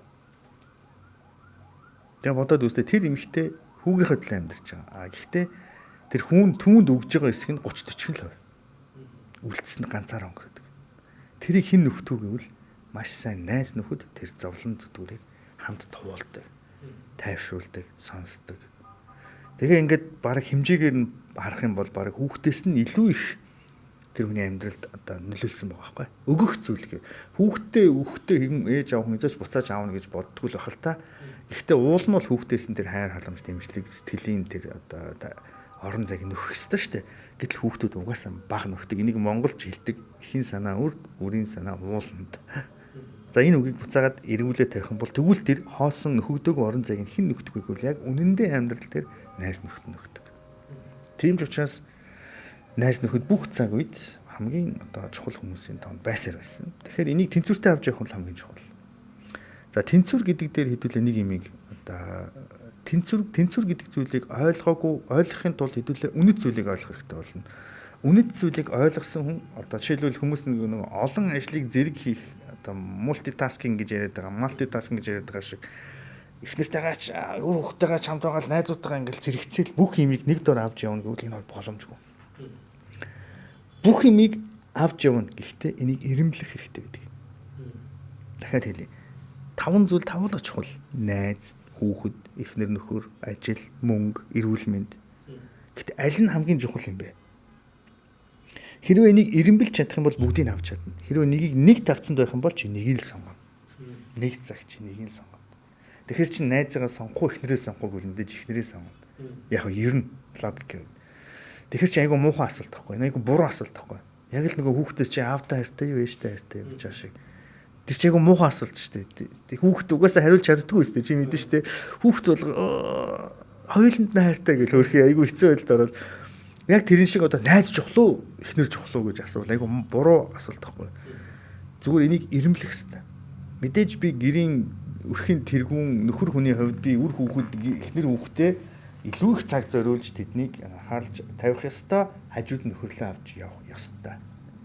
За энийг л хэдүүлээ сурчих ёстой юм аа. Тэрнээс биш эхнэрээс дээгүүр найзыг тавьж бас болохгүй шүү дээ. Яа тэгэхээр эхнэр бол миний хамгийн ойрын хамтрагч байхгүй, хамгийн ойр. Тэгэхээр тэр эхнэртэй харилцах харилцаанд найз нь мэдрэмж болон үнэт зүйл мэдрэмжийн үед илүү болоод ирэхээр асуудал болдог. Тэгэхээр найзыг хизээш дээр гаргаж ир тавихгүй. Тэр нь доор тавь гэдэг нь үл хүнддэг гэсэн үг биш. Зүгээр л эхнэртэйгээ асуудлаа шийд дараа нь найзын харилцаагаа гэр бүлийн харилцаан дотор хүлээн зөвшөөрүүлж орж ирүүлэх хэрэгтэй. Нууцаар биш. Яг ил тод найзтайгаа гарахад эхнэр нь ууралдаггүй байх тийм төвшний харилцааг өөрөө бүтээх хэрэгтэй. Тэгэхгүй авчид нэг гэр бүлдээ хүлээн зөвшөөрөдөггүй ээжиж найз гэд гүгэд хар чинь гү чи гэрийнхээ асуудлыг шийдээгүй ээжиж найз гэх хүчгүй гүydэх чи эцэс над гэрээ янслал та. Хүүхдтэй цаг гаргал та. Тэгэхэр чин авчид нэг гимгүү явсан найзгаа авчид ингээд нөгөө найзтайгаа уулзлаа гэж хэлснээсээ болоод авчид эхнэрийнхээ дайсан болгоод явчих واخ. Энэ чи бидний алдаа. Тэгэхээр бид нар энийг юуг буруу хийгээд байгаа вэ гэхээр нөгөө гэр бүл найзаас илүү гэдэг нь үнэн. Гэхдээ энэ дотор хийх ёстой юм хийх хариуцлагатай байж чадах юм бол чи ч хүндлэгдэн, найз чинь ч хүндлэгдэн. Чи гэр бүл дотроо хүндлэлийг олж чадаагүй цагт найз чинь бас хүндлэгдэггүй. Тэгээд хөөхи чи гэртээ нэр хүнд муутай яваад хахад энд мандаж яваа найз чинь танаа ихнэр яаж идэж хин жишүүлчихэд байгаа. Чамтай адилхан хүндлэгдэв. Тэнгүүт чи миний найз ингэ тэгэхгүй шүү. Дайжаа бүр буруу юм болоо цаа хоорондоо ингэ. Тийм учраас явж ирчүүд эн чинь бидний гэр бүл дотор өөрийнхөө нэг төр хариуцлага бүрэн авсны дараа чиний найзууд бас хүндлэгдэнэ. Чи хүндлэгдэх юм бол найз чинь хүндлэгдэнэ. Тийм учраас одоо найзуудыг буруу ингэж нөгөө одоо хэрглэж болохгүй. Тэгэд одоо найзыгаа гэр бүл дотор өндөр байр суурь, хүндтэй байр суурь байлгамаар бол өөрийнхөө хариуцлагыг тултал хий. Би гэртээ хүндэл олсны дараа би хүссэн үедээ би найзуудтайгаа уулзсан. Би хүссэн үедээ гэртээ өрнө. Хүссэн үедээ хүссэн цагаараа тэдэртэй байна. Гэхдээ нэг төлбөртэй. Өмнө нь чи аавынхаа нөхрийнхөө өөрийг тултал хийцэн байх хэрэгтэй. Тэгээд найзынхаа хажуу томорч болно. Ой, цай гэдэг. Тэр гэх юм бол эхнэр чи нэгээл заа гээл хийгээд өгнө. Чи гэртээ хин ч биш байж байгаа авчаад өөш хүн орж идэх цай ижихгүй. Давраад дагаар өөрөө ичихгүй гэх. Тэнгүүд бандсандаа эхнэртэйгээ хэрэлдээ. За одоо бүр бол. Тэгэхээр энэ нэг иймэрхүү юмнууд байгаа. За тэгээд нөхөрлөлийн хувьд бол мэдээж одоо хоёр юмыг ойлгох хэрэгтэй. Сайн найз гэж байдгүй гэдэг асуултыг одоо тавих хэрэгтэй. Энэ их маргаантай асуулт. Жишээ нь одоо жамуух сайн найз байсан уу? Тэ? Гүр хаан. Яг би жоохон хүмүүсийн мэддэг жишээ байна шнэ. Чингис жамуух хоёрын нөхөрлөл Тэмүүжин. Яг үүнтэй адилхан найзууд бас төвхтэй. Заримдаа тустай, заримдаа чамайг өвдгөн. Тэгэхээр хоёулаа бодно. За зөв эхнэрээс өөр найз юм байхгүй юм шүү гэж бодно. Тэгсэн чинь заримдаа эхнэр чинь бас чамайг өвдгөн. Тэнгүүд за ер нь надад найз гэж байхгүй юм байна гэж бодно. Би өөрөө өөртөө л найз юм байна. Тэгэхээр одоо нэг асуулт байгаа. Ер нь сайн найз гэж байд юм уу? Би болохоор энэ дээр ингэ хэлчихье. Тийм бас үгүй гэдэг л. Яг хөө сайн хүмүүс байдгийг. Тэгээ тэрний ховор одоо ямар хүнийг бид нар сайн найз гэж хэлээд байгаа гэхээр бүх цагт намайг ойлгодог, сонсдог, дэмждэг, тусалдаг, хамгаалдаг тийм найзыг л хайгаад идэх юм. Тэгээ тэгдэж ш. Заавж явахад туслах ганц л найз юм байдаг. Гэхдээ тэр туслаагүй бол сайн найз болохгүй байна шүү дээ тэгэхээр. Заавал миний сайн найз байхын тулд надад тэр үед туслах хэрэгтэй. Заавал миний сайн найз байхын тулд намайг гэртээ оруулах хэрэгтэй, намайг хооллох хэрэгтэй, намайг дэмжих хэрэгтэй, намайг сонсох хэрэгтэй. Надад зээлэх хэрэгтэй. Тэхгүй бол найз биш юм уу? За тэгэхээр бид нар ямар хүнийг найзаа гэж нэрлэж чинь боддоо. Хөөх юм би дандаа тусалдгийг миний найз, надаас дандаа авдгийг миний найз. Дандаа л гууж явдгийг миний найз гэж хэлдэггүй байхгүй. Сайн найз дандаа өгдөг гэсэн байхгүй. Тэгэхээр одоо ингэж ухраагаа бодох юм бол хэдүүлээ надад тусалсан хүнийг би сайн найзаа гэдэг үнэлсэн юм шүү дээ. Тэр тусалсан хүн чинь дандаа туслахгүй гэдэг чинь бас мэдэх хэрэгтэй. Туслахаа болиул яах вэ? Муу найз уу? Тийм учраас сайн найз гэдэг тодорхойлолтоо хэдүүлээ жоохон учир дутагдaltaй тодорхойлцсон явж байгаа. Найз гэдэг бол шийдвэр. Би чамтай найзлахаар шийдсэн бол андгаа дангар өргөсөн бол андын барилга хийсэн бол Тэмүүжин гоё жишээ бидэрт үлдээсэн. Би чамд хайртай, чи миний анд, гэхдээ чи төрийн хэсэг тэрсэлсэн. Чи бол өөхөх ялтай, яг ерөнхий утхан те. Гэхдээ би чамтай буцаад андлахад бэлэн байна анд гэж хэлж байгаа. Жамуухыг бол өрсөлдөөнөр буулгаж авч чадахгүй байсан. Би мэдчихэв. Яа тэр жамуух шартай, амбицтай, бас хаа. Тиймстэй. Өрсөлцөөр ол өгөх байсан. Харин жамуухыг хамсаатнууд нь барьж ирсний дараа жамуухыг яаж буулгаж авч байгаа гэхээр уучлалаар жамуух юм өгөхгүй шүү дээ. Тэгэхээр зөндөө өгсөн л дээ хөрхи урд нь зөндөө өгж исэн. Гэтэ яг эцэстээ бол цаа чин дайсан болсон шүү дээ. Өрсөлдөгч болсон. Найз нь. Тэгэхэд Тэмүүжний хийсэн зүйл юу байсан бэхээр мань чамаа уучлаа. Чи өгөхгүй гэж болно. Тэгэж хэлсэн чинь л цаа чин ингээл нурчиж байгаа байхгүй. Үгүй ээ андаа. Нөхөрлөе гэхдээ андлаа үргэлжлүүлээ гэхдээ өхөж нөхөрлөе. Би чамд амиа өгнө. Сайн дураараа өгнө. Ингиж буулгаж авсан болохоос ш жамуу одоо Тэмүүжин бол өгсөн байж тээ. Харж гинөө. Тэгэхээр найз байх гэдэг чинь одоо өөрийнх нь эсрэг тэрсэлсээр байхад хайрлах, нөхөрлөх, шийдвэр энийг андлал гэж хэлсэн. Андлал гэдэг бол зарчим. Зарчим сэтгэл хөдлөлөөс ангид ажиллах хэрэгтэй. Тийм учраас хэдүүлээ сайн найзтай баймар бол эхлээд өөрөө зарчим хадаагүй амьдрэх хүн бол. Найз чинь чамайг гомдоо. Гэхдээ чи уучлах юм бол чи түүний сайн найз нь болж байна. Энийг ойлгох хэрэгтэй. Тийм учраас найзаа алдаа оноотой нь хайрлахаар шийдвэр гаргаж л энэ нөхөрлийг эхлүүл. Эс бөгөөс намайг хайрладаг, намайг дэмждэг, намайг сонсдог хүмүүсийг хайвал чи зөвхөн авдаг тэр хүн. Тэгвэл чи сайн найз биш. Тэр сайн хүн гэсэн үг. Тэгээ сайн найз гэдэг нь ер нь бол маш ийм яг гоё жишээ бидэрт байдаг учраас би ярьж байгаа байхгүй да. Анд гэдэг үг сүүлийн үед хүүхдүүд хэлээд шүү дээ. Андаа. Сайн намайг манай нэг таньдаг хүн андаа гэдгсэн. Тэгэхээр би шууд нүдрүү нь хаж ингэж хэлсэн. Чи миний анд биш шүү. Чи бол зөвхөн миний найз. Андаа гэж дуудмаар бол ан шиг хандах хэрэгтэй шүү. Нэг нэгийг дэмжих хэрэгтэй. Нэг нэгэнд үнэнж явах хэрэгтэй.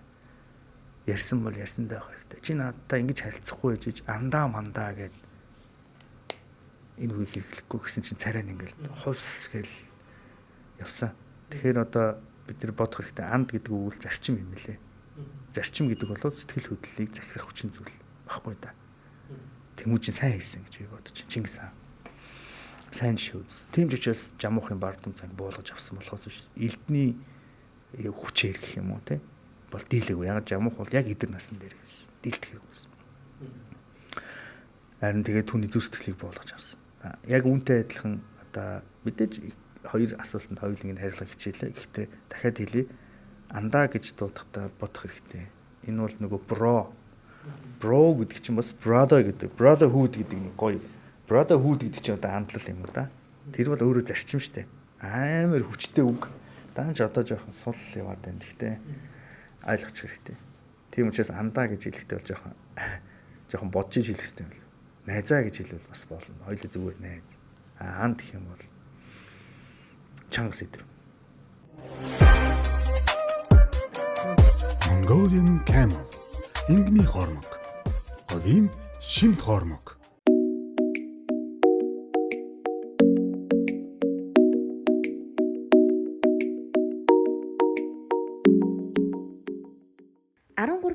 мг өндөр тунтай 100% эрүүл мэндэд сөрөг нөлөөгүй хөгшрөлтийн эсрэг хамгийн өндөр үр дүнтэй уудаг супер шингэн коллаген 100% байгалийн гаралтай аяг таваг угаагч хөөс доктор Уна өөх тосыг хоромхон зурд задалж сав суулгыг гялалзуулна. 3 дахин химнэлттэй мөн олон төрлийн нэм бактерийн эсрэг үйлчилгээтэй учраас хүүхдийн угаж, жимс, хүнсний ногоо зэргийг угаахад тохиромжтой. Өнгө үнэр оруулагчгүй байгаль дээлтэй доктор Уна аяг угаагч хөөсийг хэрэглэж гэр бүлээ болон их дэлхийгээ хайрлаарай.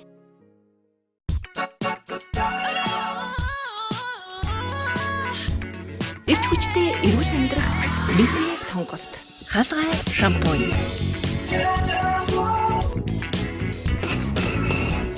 Дөрвөн төрлийн хаалгай шампунийг үснийхээ онцлогт тохируулан бид хэрэглэдэг. Эрүүлэр үсээ хайрлая. 26 та байсан хамар төвшин тий одоо 40 гараад яг л одоо эд нөө бүх зүйлд одоо яг л байр суурь бүх юм нь одоо яг л эд насан дээр явж ин гэсэн би бол тэгж хараад байна л да. Тэгэхээр 40 эд гэдэг бол бас гой залуу нас. Имлэг дээр бид нэр ингээд өвчтөн хараад 60 настай хүн хараад бид нар юу жилдэг вэ гэхээр та маш гой залуу байна гэж хэлдэг. Тэгэхээр тэр хүн та их хөгшин хүн байна гэж хэлчих юм бол тэр хүн ер нь өөрийгөө үхэхэд ойрхон байна гэдэг сэтгэл зүг авчт юм байна л д. Гэтэ миний хувьд бол 60 нас гэдэг ч гэсэн залуул нас гэж би бол хардаг. Тэгэхээр 40 эд гэдэг бол яг л их гоё жинхэнэ хийж бүтээдэг л нас. Өөр ингэсэн байр суурь яг нийгэмд яг гоё доктортой байдаг гэж би бол хараад байна. Тэгээ таны хувьд яг одоо 40 гарцсан амар төвшний хувьд ингээд хараад тахаар яг 20 жилийн өмнөөс яг өөртөө өөрчлөлт хийх тэр амлалтууд юу гэсэн байна шүү дээ. Тэгэхээр яг энэ бүгдээс яг амьдралаас яг өөрийнхөө өөрчлөлт хийж байгаа энэ зүйлүүдээс авсан тэр одоо шагнал гэдэг юм урамшуул гэдэг юм уу яг өөрийнхөө яг хийж байгаа зүйлүүд дээр олон гоё бат итгэлтэй болоод байдаг ч гэдэг юм уу гэр бүл найз нөхөд нийгмийн байр суурь за тэгээ ажил бизнес гэд энэ зүйлүүд тэр ер нь өөрчлөлтүүдийг ингээд харахаар таны яг одоо бодож байгаа төвшөнд байна уу эсвэл та энэс илүү байх ёстой байсан гэж харж гин үү ер нь юу гэж дүгнэж ийн яг эндээс ингээд харах. Би айгуу сайн хүн зөв хүнээс зөвлөгөө авсан гэж боддог. Одоо мэдээж амьдрал чинь бол нэг одоо 5 чухал зүйлээс бүрддэг. Ерөнхийдөө. За тэр хүсэж исэн үр дүн санхүүгийн хувьд бас байсан байж болно, тий? Эсвэл зөвхөн бие биелдэр гооцон хувьд нэг зорилго тавиад тэндээ ингээд хүссэн одоо зүйлдээ хүрэх хэрэг зорилго байсан байж болно. Аль эсвэл хайртай хүнтэйгээ өр хүүхдтэй болоо сайхан амьдрах нь тэр хүний одоо амьдралын гол зорилго байсан байж болно. Аль эсвэл өөртөө маш сэтгэл хангалуун одоо амьдрсан тэр түүхийг бичих нь илүү чухал байсан байж магадгүй. Аль хаанаас нь эхлэх вэ гэдэг нь айгүй чухал байсан. За одоо зарим миний найз надаас илүү санхүүгийн тал дээр надаас илүү хүчрэх олон найзууд байна. Тэдний мань зорилго санхүү л байсан. Тийм учраас тэд зорилготой хүрсэн. За зарим нь спортоор явсан. Надаас илүү амжилттай. Тэгэхээр тэд зорилготой хүрсэн. Энэ насан дээр байж болох хамгийн сайн үр дүн юу байгаа вэ гэдгийг би одоо харахтаа би бол одоо би миний хайгуу дажгүй явсан нэлийн одоо хамгийн сайн гэж хэлж болохгүй. Тэгэхээр мэдээж одоо бусад зүйлээр амжилттай явж байгаа найзууд байгаа учраас би одоо тэднээс илүү гэж хэлэхгүй. Гэхдээ илүү зөв байсан гэж хэлэх гээд байна. Илүү амжилттай биш. Эхлээд киногоор бол зохиолоо зөв бичих хэрэгтэй. Нэг үгээр хэлэх юм бол юу нь зөв, юу нь буруу, юу нь чухал бус байдгийг тодорхойлцоод, дүрмээ тодорхойлцоод эхлэх нь хамгийн зөв байсан. Одоо би яг хамгийн сайн үр дүн дээр ирчээд байгаа. Юу гэсэн үг вэхээр дотроо зөрчилгүйгээр яг зохиолын дагуу явна гэсэн үг. Дүрм, зарчим, үнэт зүйл гэдгийг тохируулахгүйгээр зөвхөн бизнес хөөсөн бол би маш эрсдэлтэй том баялагын уулыг бүтээх байсан. Тэр нь санхүүгийн хувьд надад хүчийг өгөх боловч сэтгэлзэн хувьд санаа зовнил, айдас, өөртөө итгэлгүй байдал гэх мэт олон зүйл. Би зөвхөн спортыг номер 1 тавиа явсан бол би амжилтанд хүрэх байсан байхаа. Гэхдээ би санхүүгийн хувьд хүчгүй. Тэ одоо зодог тайлсан чи мөнгө байхгүй гэдэг ч юм уу те. Олон юм тэнцвэргүй байх байсан байхаа. Тийм учраас би эхлээд дүрмийн дагуу эхлүүлсэн зөвлөхүүдтэй одоо талархдаг. Дүрмийнхаа дагуу яваад энэ 5 зүйлийг тавуулангийн жигд хөгжүүлэх гэж хичээсэн. За би одоо юун зөв, юун бурууг мэддэг. Би хизээж тулах цэггүй болтгоо. Тэр өдрөөс хойш би үргэлж тулах цэгтэй байсан. Яагаад? Миний зарчим тодорхой байсан. Би ямар ч нөхцөл байдал дээр аль шийдвэрийг гаргахаа мэддэг байсан. Энэ л миний хамгийн том, хамгийн ихний, хамгийн зөв алхам байсан. Хоёрт нь мэдээж хувийн сахилга дотор эрүүл мэндийн систем байсан. Гэтэ миний сүүлийн 10 жил 20 жилийн доторх амьдралын хамгийн сул хэсэг нь эрүүл мэнд байсан юм билээ. Одоо эмч хүнтэй ярьж иж бас одоо үнэ хэлэхгүй болохгүй.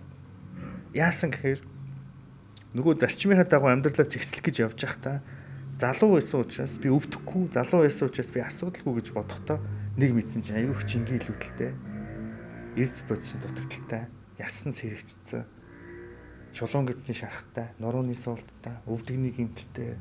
Гэсэн ингээд гэмтэж болох бүх юм гэдэг юм бүгд л ингээл гэмтдсэн. Гэхдээ нөгөө төвчээрээр цаана зөндөө том зорилго байсан учраас том зорилго болмоос өөрийгөө орхиол одоо ингээл явж исэн юм лээ. Тэгээ тэр үед манай ментор хэлж исэн герман багш маань. Амраа чи ингээд айгүй их машин унах юм аа. Мань хүн айгүй юм юу байхгүй юм. Цэгцтэй биетэй байхгүй. Надаас бараг 10 хэд авах нь шүү. Тэгсэн чинь яасан гэдгсэн чинь надаа нэг л удаа ууралсан юм манай багш. Битээр нөгөө шүнжэнгөө өдөр шөнөгүй нэг юм студ суугаад хойлоо анх YouTube дээр нөгөө бичлэгүүдээ оруулаад битээр видео контент хийгээд тэгэхэд 2013 байсан.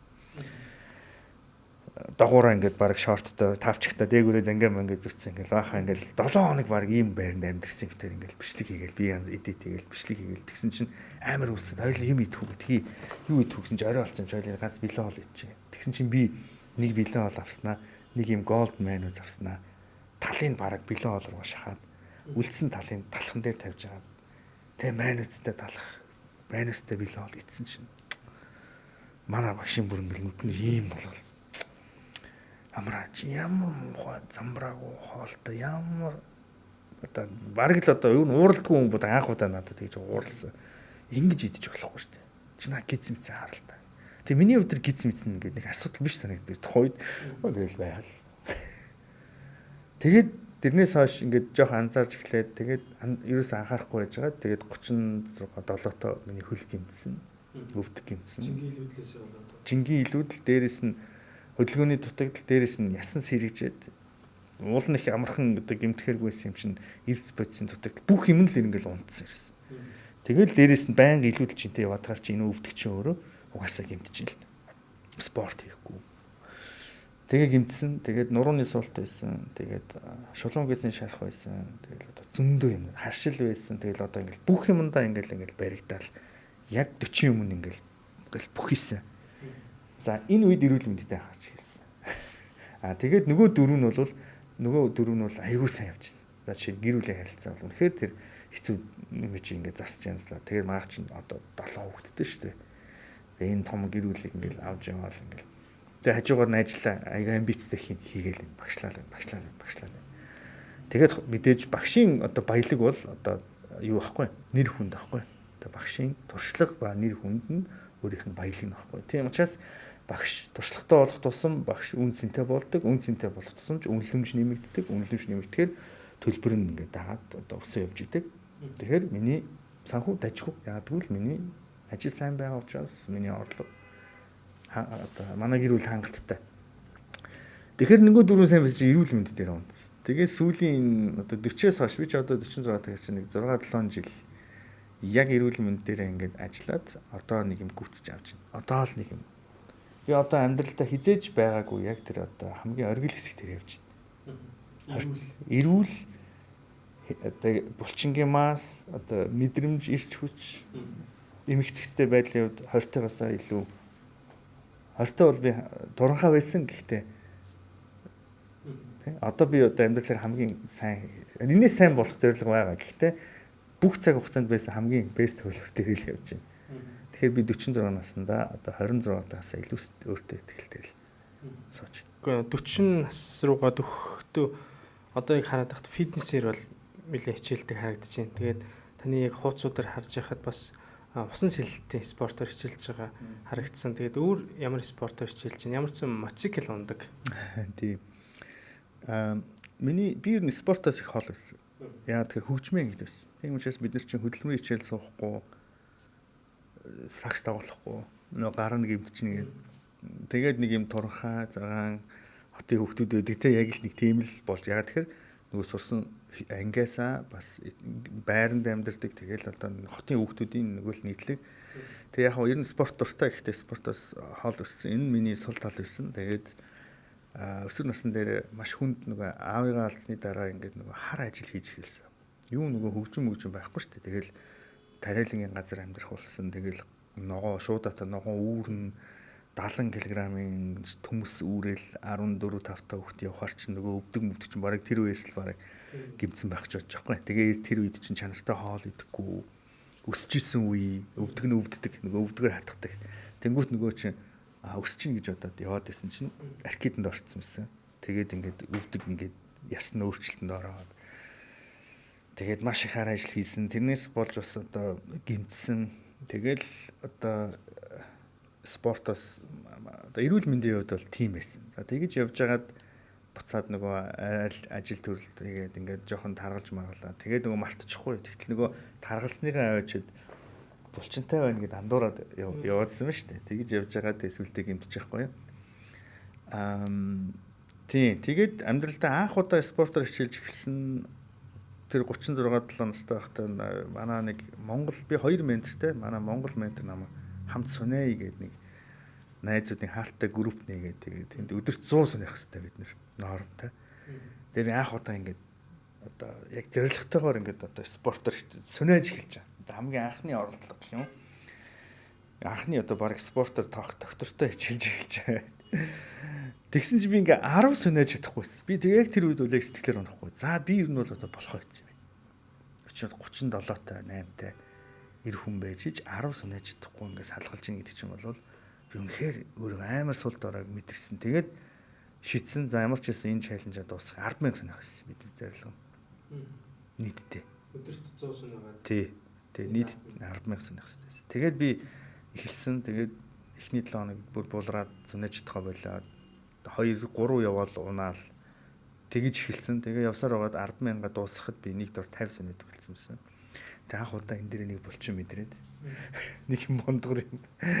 Тэгэл урам авсан да. Тэгсэн чинь миний нөгөө шав бас миний найз, миний коуч Дүлгөн гэж залуу байдаг чи таних бахан усан сэлгч. Риогийн олимпиад оролцож ирсэн. Манай Монголын алдартай бас нэг сэлгч залуу байдаг. Тэр миний шавилта одоо лайф коуч талаасаа ярьж байгаа. Тэгээ тэр одоо дүү маань мэрэгжлийн сэлгч учраас би тэдний клуб дээр очиж сэлж эхэлсэн. Тэр нь яг ковидын үеэр. За ингээд 37-8-тагаас сунаж эхлээд за тэгээ дөнгөж 2020 оноос сэлж эхэлсэн. Тэгээд Дүлгэн мөн намайг дасгалжуулаад тэгээд сүүлийн 4-5 жилийг тасралтгүй сэлээд өнгөрсөн жил дэлхийн аврагт орсон. Мастерсын дэлхийн авралт та 40-45 насны ингээд. За энэ миний спортын анхны одоо амжилт ба оролдлого хичээл зүтгэл маань байсан. Тэгээд дараа нь ягаад фитнесээр хичээлж эхэлсэн гэхээр нөгөө сэлээд мэдээж үе мөчөнд сайн байсан. Мэдээж нөгөө одоо би өвдөгний гэмтэлтэй тэгээд 22 онд би маш хүнд хаалганд орсон. 2 шилбэний ясандаа.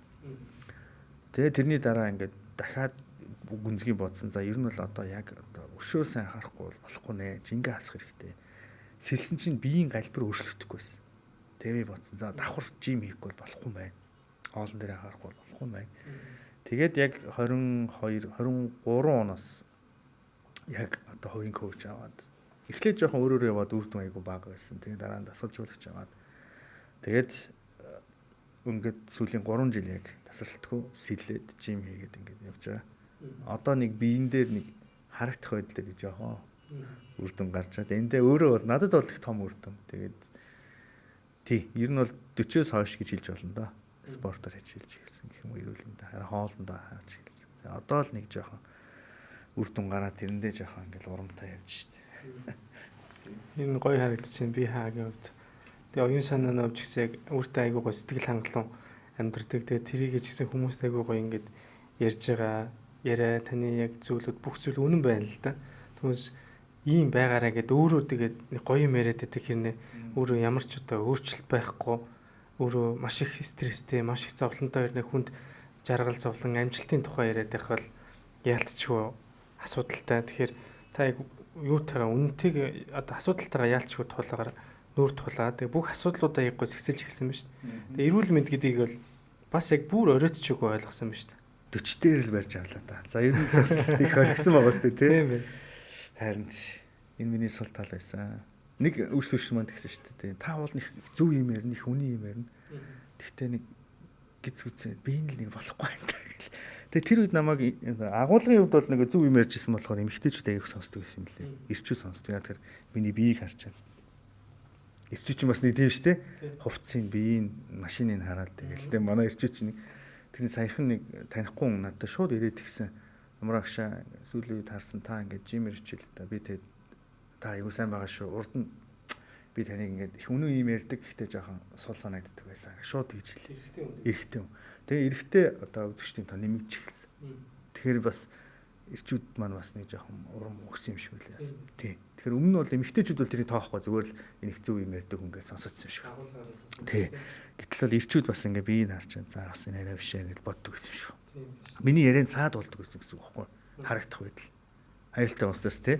Тэгээ би өөртөө мэдээж би өөрийнхөө зөвлөө жим хийсэн. Гэхдээ бас манай залуучууд дурам өгсөн мэлээ. Тэгээд шууд хэлжил. Та дэжгээр хийж чинь аваадаа тий. Болж байна. Тийм. Мотоцикл унахаар нуруу хэр өвдөж байна. Эхний жил жоохон өвдсөн. Тэгээд одоо өвдөхгүй байна. Ягаад тэгэхээр хажуугаар нөгөө бас дасгал хөдөлгөөн хийгээд байгаа болохоор гайг багш байна. Эсвэл мэдгүй суултын техник юм уу? Ямар ч гэсэн өвдөхөө болцсон. Ингээд удаан суухаар жоохон өвдөд идэг гэсэн. Тэгсэн чинь гайг бол. Би бас яг эхний жилдээ яг нуруу уг нь хотод чинь тэгэл дандаа хэдүүлж яг юм цасмал дээр л явж байгаа шүү дээ. Тэгсэн хэрнээ уг нь амаржийн бас сайтай мотоцикл унж байгаа хэрнээ л яг нуруунд юу ирээд байгаа хөөе ачаал ирээд.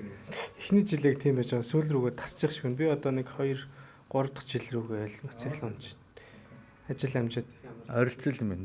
Би чинь 22 23. Тийм бас нэг 3 4 жил унж байгаа.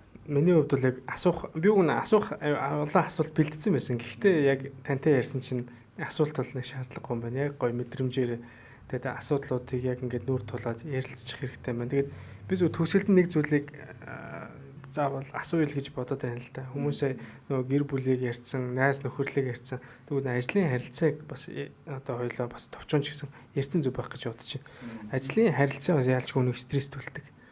Ажил дээр нэг тийм үг өгдөг шүү дээ. Ажил дээр нэг хин нэгэн шулам байхгүй юм шиг санагдчихвол чи өөрөө тэр ажлын шулмаач гэдэг юм уу те нэг юм ажил дээр орохоор нэг юм хин нэгэн заавал нэг юм дарамталдаг, шахдаг нэг юм харилцаанууд бас байгаад байна л да тий. Тэр хамт олонд хуусаж орохын тулд тэр чи яалтчгүй ажлын 8 цагт тэнд хүн амьдраад нь шүү дээ. Тэгэхээр тэр яалтчгүй ярихаас өөр аргагүй бас нэг сэдв байгаад байгаа. Тэгэхээр ажлын уур амьсгал хин нэгэн өөрт нь айгуу тийм одоо төгшүүртэй санагдаад байвал тэрийг хүн илэрхийлэх ёстой. Таны нөгөө хэлдгээр нөгөө их нэртэйг харилцдаг шиг мэддэхгүйгээр нөгөө үйлдэл болгоод яваад байх ёстой гэдэг юм болов уу? Ер нь ажлын энэ стресс энэ зүйлүүдийг хүн заримдаа гэртээ авчирч овоолчоод ажил дээрээ загнуулж их нэртэйгээ шууд хэрүүлхийг явуулдаг ч хүмүүс байгаад байгаа. Тэгвэл энэ ажлын харилцаан дээр хүн яг тэр сэтгэл зүгээ ер нь яаж бэлтгэн тэнд айгүй төвхтэй нэг хүн байгаад байвал хүн хинт ч хэцүүл байх л та. Шууд нөгөө нэг асуудлаасаа хаяад ажлаасаа гарчих юм бол яг таны хэлдгээр эргээд асуудалтайгаа нүүр тулгарх ёстой гэдэг зөвлөгөөгөр хүн яг ажил дээрээ л очивол нэг хэцүү хүчтэй хэцүү нэг ахтайгаа ахаал тулах баг. Энэ харилцааг юу яаж даван туулах ёстой болоо. бид нар хизээж хамтрагчаа одоо ялангуяа төрийн алба ч юм уу эсвэл компанид ажиллаж байгаа тохиолдолд захирлаа ч юм уу хамтрагчаа сонгох эрх байхгүй шүү дээ. Бид нар тийм боломж байхгүй шүү дээ. Би өөрөө компани захирал бол одоо яах вэ? Тэгэл таалагдсан үнэ аваад таалагдсан үнэ халаад байж болно. Гэтэ бас яг тэгдгүүлдэ яг тэх юм бол бас аюултай. Мэдээж яг ингээл одоо ажил албатай ингээ явж байгаа үед бол харилцагчийг бол хэдүүлээ сонгож чадахгүй. Энийг бол угаасаа ойлгох хэрэгтэй. Тэгж ярих юм бол нэг гэр бүл дотор амьдарч байгаа эхнэр нөхөр хүүхдүүд аав ээж нар хүртэл хоорондоо ойлголцдоггүй шүү дээ. Энд чинь яг нөгөө харь илгийн хүн, ойрын хүн гэдгээсээ үл шалтгаалаад хувь хүний өөрийнх нь харилцааны чадвар байхгүй да. Ингээд таалагдаа суудсан хэрнээ дараа нь эхнэр нөхөр хүртэл нэгэндээ өөрийгөө ойлгуулж чадахгүй байгаа шүү дээ. Яг л нэг хэцүү ихчтэй ажиллаж байгаа юм шиг хэцүү ихчтэй амьдрал байгаа шүү дээ бас. Тэгэхээр эн чинь хэн байхаас үл шалтгаалаад би энэ нөхцөл байдалд хамтрагчтай ямар мэдрэмж өгөөд байгаа вэ гэдэг дээр илүү их ажилласан дээр ер нь бол энэ бол хоёр юм байгаа. Нэг нь мэдээж одоо шилбэл одоо өөр дөр ажиллах хэрэгтэй. Тэрийг бол хоёул ярьсан тий. За ер нь бол зарчимтай байх хэрэгтэй юм байна. Хүн ингээд хүний хуурдгүй юм байна. Тэгтээ тэргүй тодорхой хугацааны дараа ингээд худлаа яриад ингээд хариуцлага байгаад бол хүн болгон хөш гэж дуудаал эхлэхээс ахуулаад хүндлэгээ болол эхэлж байгаа шүү дээ. Эн чинь бол ерөөсөө нэг жил хүрхгүй хугацаанд дотор л чи ингээд танигдчихэв тэр баг дотор. Тийм учраас суур одоо зүйл бол өөр дөр ажиллах хэрэгтэй. Би аль болох хэлсэн амдаа хүрэх. Одоо ингээд анзаарч байгаа зөвхөн цагаа барьдаг хүмүүс л амар нэр хүндтэй болчихсон шүү дээ. Хэдхэн сарын дараа. Уул нь бол тийм хэцүү зүйл биш байгаа байхгүй. Хоцрохгүй л байл та. Худлаа ярихгүй л байл та. Худлаа алдахгүй байна гэж байхгүй учраас худлаа ярихгүйсэн дээр байхгүй. Хариуцлагатай байгаа. За sorry манайхаа ингээл уучлаарай гэж байж ах хэвээр юм байлээ. Энийг эхлээ сайн хийчих. Хоёрт нь бол яг чадвар хэрэгтэй. Чадвар. Энэ юу вэ гэхээр зөв үг сонгож ярих. Анхааралтай байх. Энэ дээр би хоёр зүйлийг сүүлийн үед хүмүүст хэлээд байгаа. Чи ингээд одоо хийсэн ажлаа хамгаалж сурах хэрэгтэй. Айгуу сайн юм хийчихэд үнэлэгдэхгүй байх тохиолдол байна шүү дээ бас. Тэнгүү тэр чинь бүр ийм үг байдаг үстэй тайлангаа хамгаалах гэдэг. Яагаад хамгаалах шаардлагатай гэдэг хийцэн юмыг. Тийм үстэй.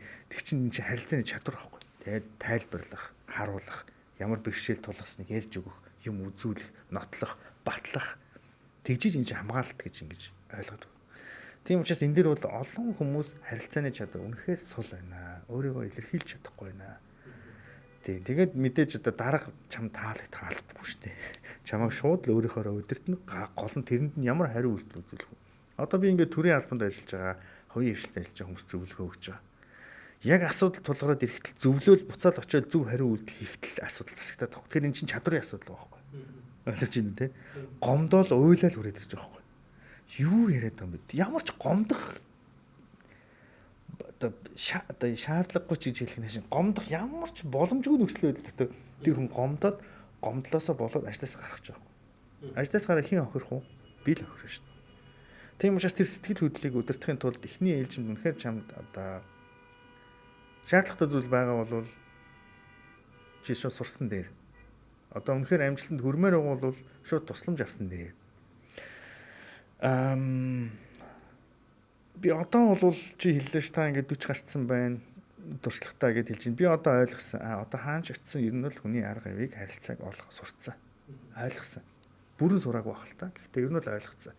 Ямар ч хүнтэй зөв харилцаж болдгийм байна.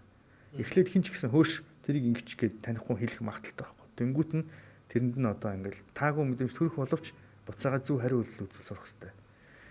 Энэ бол нэг хичээж ажиллах юм бол 2-3 сарын дотор засч болдгоо зүйл. Яг алхамаар хариу үйлдэл болгоно зөв хийх хэрэгтэй. Тэгэхдээ бид нар тэгж хийдгүү л дээ. Хайнгалдаа бид нар. Тийм учраас энэ бол засагдах боломжтой. Одоо ямар ч хүнээс хүнлэлийг олох боломжтой, хүлээн зөвшөөрөх боломжтой. Энэ дээр хэдүүлээ ажиллах хэрэгтэй. Энд ямар ч ид шид хэрэггүй. Одоо манай үйлчлэгчнэр бол шууд яг тийм бодиттой шалтгаанаар тусламж авдаг учраас асуудал амархан даваад. Шууд нэг кейс авчраас бол одоо ийм нөхцөл байдал дээр яах вэ гэж шууд ярилцаад шийд. Нэгсэндээ хоёр тархитай байгаа дээ шүү дээ хүмүүстэй.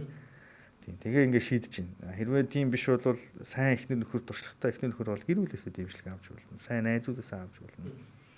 Гэхдээ ер нь бол одоо би хэлий хүлээн зөвшөөрөгдөх гэдэг бол угаасаа энэ ажлын чиний хийж сурах хэвээр хоёр том чадвар энийг гэдгийг л ойлгож байгаа. их сургуульд сурсан, код үчиж сурсан, их хэмж болсон гэдэг чинь 50% гэд бодчих. Дараа нь бол хамт ажиллаж байгаа хүндээ хүлээн зөвшөөрөгдөх, ихтгэлийн олох, хамтарч ажиллах төв дахиад бараг тэрнтэй чи энд үйцгээс бакалаврын чинь, магистртаа чинь, доктортой чинь яг адилхан тийм харилцааны төвшнүүд байгаа. Бакалаврын төвшний харилцааны чадвар, мастрын төвшний харилцааны чадвар, докторийн төвшний харилцааны чадвар гэж байгаа. Яг л адилхан зэрэгцээл өгч өстой. Хэрвээ энэ soft skill байхгүй бол тэгэл чи угаасаа явахгүй. Тэгэхээр хүнтэй ойлголцохгүй нэгдэж хоёулаа тэр зөөлөн ур чадвар нь дутаад байна л гэсэн. Актив боловсрол байгаад. Тэгэхээр чи энийг хоёулаа сурахаас аргагүй. Энд бас адилхан мөнгө орно. Энийг үнгүй гэж хүмүүс бодоод байна. Үгүй шүү дээ. Энд чи яг адилхан цаг зориулна, яг адилхан мөнгө төлж хөгжиж байгаа. Хэрвээ сайн ээж аав ээжид өссөн бол хүүхдүүд багасаа сөөртэй хүүхдүүд байдаг. Энэ бол яг хувь тавилан түнд давуу тал гэсэн байна. Тэгэд бид нар яах юм? Түг сурна шүү дээ. Хэрвээ ингээд өөрөө бие даа сурсаж чадахгүй бол тэгэл одоо шууд зөвлөгч аавна шүү дээ. Тэгэл тийм учраас хариуцлагатай ажиллаж чинь дандаа хүмүүс зөвлөгтэй байдаг шүү дээ. Шууд засаал явна гэсэн үг. Тэгэхээр хэдүүлээ hard skill, soft skill буюу тэр одоо академик ур чадварын хажууд тэр зөөлөн ур чадварыг ерөөсөө адилхан л тооцож явах хэрэгтэй. Их сургуульд хідэн дөрөв төснөө мэдж байгаа шүү дээ. Тийм хэмжээний мөнгө бас soft skill-тэй төлнө л гэж бодчих. Тэгжиж тэр одоо өндөр харилцааны ур чадварыг суралцж байгаа шүү дээ. Төгсгөлд нь бас би Alpha Academy-ийн тухайс асуумаар байна л да. Ер нь та бүхэн яг юу илүү зориуд байна? Alpha Academy-г юу хийж байгаа вэ гэдэг чиглэлийнхаа мэдээллийг таас өгөөч. Би ч гэсэн яг энэ мэдээллийг танаас авахыг хүсэж байна л да. Монголын нийгмийн харилцаанд орохдоо миний дотор аягүй их юм шүүмжилт мэдрэмжүүд аягүй их төрдөг байсан. Харж хүндэлдэг хүмүүстэйгээ уулзаад ярилцахаар ингээд одоо бодож ирснээс ингээд хов хүний хувьд ингээд жоохон сул мэдрэмжүүд аягүй анх мэдрээд идэв гэсэн. Тэгээ тэр нь миний ингээд жоохон тохгүй байдлыг бий болгоод тэгээ би өөрөө их мундаг учраас биш л яг би өөрөө тэн дээр илүү хичээж ажиллаж исэн учраас магадгүй тэр үедээ нөгөө коуч аваад өөрийгөө засаал ингээд амар баг одоо 50-аас илүү хувийн өндөр зориултаа явж байгаа юм чинь тэгээ өөр дээр аягүй их ингээд анхаарж байгаа юм чинь тэр нөгөө сурж байгаа юм амар имзэг харна шүү дээ. Тэнгүүт нийгэм тэр чигээр амар хүнд байсан. Хүүхэд нь ээжтэйгээ харилцаж байгаа нь, ээж нь хүүхэдтэйгээ харилцаж байгаа нь, улс төрчин нарын ярьж байгаа нь бүх юм л ингээд амар замбраг харагдал. Тэгэл би тэр үед бодсон юм. За, ер нь бол яг энэ soft skill буюу энэ хувь хүний хөгжил, зөөлөн ур чадвар гэдэг байгаа юм руу одоо ингээд би дуурж эхлэх ёстой юм байна гэдгийг бол ойлгоод тэгэд энэ дээрээ суурлаад ер нь өөрийнхөө одоо боловсролын салбар руу ажиллая гэдэг юм шийдсэн.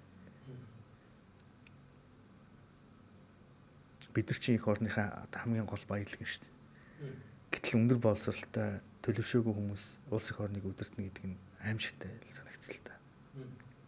Угсаа Монголын түүх харахад ч гэсэн тийм шүү дээ. Ямар хаан төр барина тэр үед сайн хаан хүн байвал ард түмэн дайн дайжингүй жаргалтай амьдардаг. Хэцүү хүн гарч ирвэл ард түмэн тэр чигээрэл зовдөг. За улсаа ярих болио гэхэд ядаж миний гэр бүл миний хүрээллийн хүмүүс надаас болж бити зовоосаа гэж ботсон. Тэгээд би дараа нь ингээд зов зүдэрч байгаа дүүнэрээ хараад туршлага хуваалцъя гэж утсан. Тэгээ шеэрлсэн. Тэгээ дараа нь манай багш битэр нийлээд яриад за юусэн хоёлаа актив байгуулах уу тгий гэсэн. Мэдээж бас залуу хүний хувьд амбиц бас байсан. Тэгтэл нөгөө бизнес барьж авах гэж мэдэж байгаа шүү дээ. Бизнес бол илүү ашигтай байж болох байсан. Гэхдээ боловсролын салбарт орно гэдэг нь эмч болохдоо бас жоохон төстэй шүү дээ. Нэг нь биеийг ангаах чад нөгөөдг нь сэтгэл боловсрол дээр нь ажил. Тийм амархан ажил бас биш. Хариуцлагатай ажил. Тэгээд Alpha Academy байгуулсан. Одоо бид нар бол компани бол бас л нөгөө soft skill дээр нэлээд ажиллаж байна. Захирлуудын удирдах чадвар, төлөвшил. Хувь хүн дээр бол мэдээж хувийн хөгжил, нөгөө цаг төлөвлөлт, гэр бүлийн тэнцвэр гэл те. Хувь хүмүүст бол илүү Alpha Academy бол юу гэж явах хэрэг нөгөө яг хувийн асуудлыг шийдэх. Тэгэхээр ингээд одоо нийт ард түмэн зориулсан ерөнхий хөтөлбөртэй, компани зориулсан хөтөлбөртэй, хувь хүн зориулсан ингээд гурван төвшөнд ажиллаж байгаа. Тийм мэдээ сүүлийн үед хүмүүс завгүй болж байгаа учраас сошиал дээр илүү одоо дижитал одоо контент одоо активийн контентуудыг илүү их нэг онлайн хэлбэр рүү оруулсан. Тийм тэгээд амин сургалтууд нь ер нь бага бид скул дээр одоо өөрийнхөө хүмүүсийг илүү хөгжүүлээ гэдэг ингээ ажиллаа явж байгаа. Тэгээ ер нь бол тэгэл монгол хүний чанарыг сайжруулахыг ил зэрдэг гэсэн үг те. Бид хоёрын хувьд бол бас их гоё энгийн хэрнээ хүмүүст хамгийн байж болох. Би ч гэсэн тантай ингээ суухад тантаас яг хүн хүний коучтэй ингээд хоёулаа одоо энэ камер бол ерөөс надад юу ч анзаахдаггүй яг таны яриаг сонсоод суухад бол их олон мэдрэмжүүдээ ч гэсэн өөрөө мэдэрч авлаа. Хүмүүстэй яаж харилцах, нийгэм байр суурь гэдэг энэ зүйлүүд яг одоо надад хэрэгцээтэй байгаа мэдээллүүдийг би бас өөртөө бас авчлаа. Гэтэ би бас өөртөө бас хувийн мэдээллийг ингэж авахаараа дамжуулаад энэ олон хүмүүс ч гэсэн энэ мэдээллүүдийг аваад яг надтай адилхан мэдрэмжийг бас авсан байх гэж найдаж байна. Тэгээд өнөөдөр бид хоёр хувь хүний сахилга бат ба эрүүл мэнд гэсэн энэ сэдвийг барьж аваад ярилцлаа. Тэгээд бид бүхний урилгыг хүлээж авч одоо манай зочдыг бас хүндлээд та бас мэдээллээ маш их завгүй ажилдаг хүний хувьд ингээд цаг заваа гаргаад хүрэлцэж ирээд өнөөдөр гэхдээ маш сайн өдөр юм байлаас хоёулаас их сайн өдөр гоё ингэж уулзлаа. Цааш таажсан их гоё холбоотой байх. Өнөөдөр чинь 60 жилд нэг удаа тохиох өдөр юм байна. Тий, өнөөдөр бас их гоё үйл ажиллагаанууд гадуур бас их болж илээ. Тэгээд энэ их гоё өдөр бас тантай таарсандаа миний хувьд бол бас их бэлгшээлтэй байна. Тэгээд таны цаашдын одоо ажилд маш гоё зүйлүүдийг хүсч мөрөөдөж энэ зүйлүүдийг өөрөө бий болгоцсон хүний хувьд мэдсэн мэдлэг мэдээллээ яг одоо бид бүхэнтэй адилхан хүмүүст хуваалцаж байгаа яг нийгмийн хүмүүсийн боловсрал энэ зүйл их хатуу би нэгэ яг одоо янз бүрээр хэлсэн их хэцүү нийгэм гэж бид нар яриад байгаа шүү дээ. Дээр үед юм байгаагүй гэж яриад байгаа. Одоо янз бүрийн хэрэгүүд гарч ийн энэ бүх зүйлүүд хувь хүний төлөвшөл, хувь хүний одоо сахилга бат энэ зүйлүүдтэй ялцчгүй холбогдоо явчихж байгаа. Тэгэхээр их олон хүмүүс та бүхний энэ хүргэж байгаа мэдээллийг аваад Монгол хүн гэдэг гоё үн цэнийг бүтээгээсэ. Одоо Япон хүн гэхээр ийм хүн байдаг гэдээ айгүй гоё хүмүүс мэдээд байгаа шүү дээ. Монгол хүн гэдэг Монгол хүний үн цэн байр суурь ямар байдаг юм бэ гэдэг зүйлийг бол та бүхэн бүтээх юм байна. Бид бүхэн эрүүл мэнд талаас нь ажиллаж байна. Хоёулынх нь өнөөдрийн дугаар бол хувь хүний сахилга бат, хувь хүн өөрөө ямар байх ёстой. Энэ бүхэн чи эрүүл мэндтэй ялчгүй холбогдоод нэг хоёр хүн гар барьж байгаа юм шиг ийм гоё дугаар боллоо гэж би бол дотроо бодож байна. Тэгээд таны ажилд маш өндөр амжилттай хүсье. Баярлалаа. Та бүхэндээ бас амжилт хүсье. За тэгээд та бүхэн мэдээж YouTube дээр энэ гоё дугаарыг хүлээж авч үзлээ. Тэгээ мэдээж та бүхэнд бол өндөлбөргүй мэдээлэл хүрж байгаа. Тэгээ мэдээж манай ивент тэтгэгч байгууллагын тусламжтай хүрж байгаа. Тэгээ дундуур нь бас шторк явж байгаа бол энэ бол бас таны үзэж байгаа энэ төлбөрийг бол мэдээж манай ивент тэтгэгч байгууллага төлж байгаа гэдгийг л хэлэхэд таатай байна. Тэгээд яг өнөөдрийн дугаар бол маш үн цэнтэй урт хугацааны хүмүүсийн хувьд ч гэсэн нэг удаа сонсоод хүн нэг номыг дуртай номоо нэг олон удаа уншдаг юм байлээ. Тэр шиг энэ дугаарыг гэр бүлэрээ нэг үзээрэй, найз нөхдөөгөө нэг үзээрэй, ганцаараа явж байхдаа нэг үзээрэй. Ер нь ямар ч үед хэд удаа сонссон ч гэсэн таны амьдралын хувь хүний сахилга бат ба эрүүл мэндэд маш том хөрөнгө оруулалтыг өгөх дугаарыг бид өнөөдөр хамт хэллээ. Тэгээд дараагийн дугаараар иргэн уулзлаа. Баяр таа.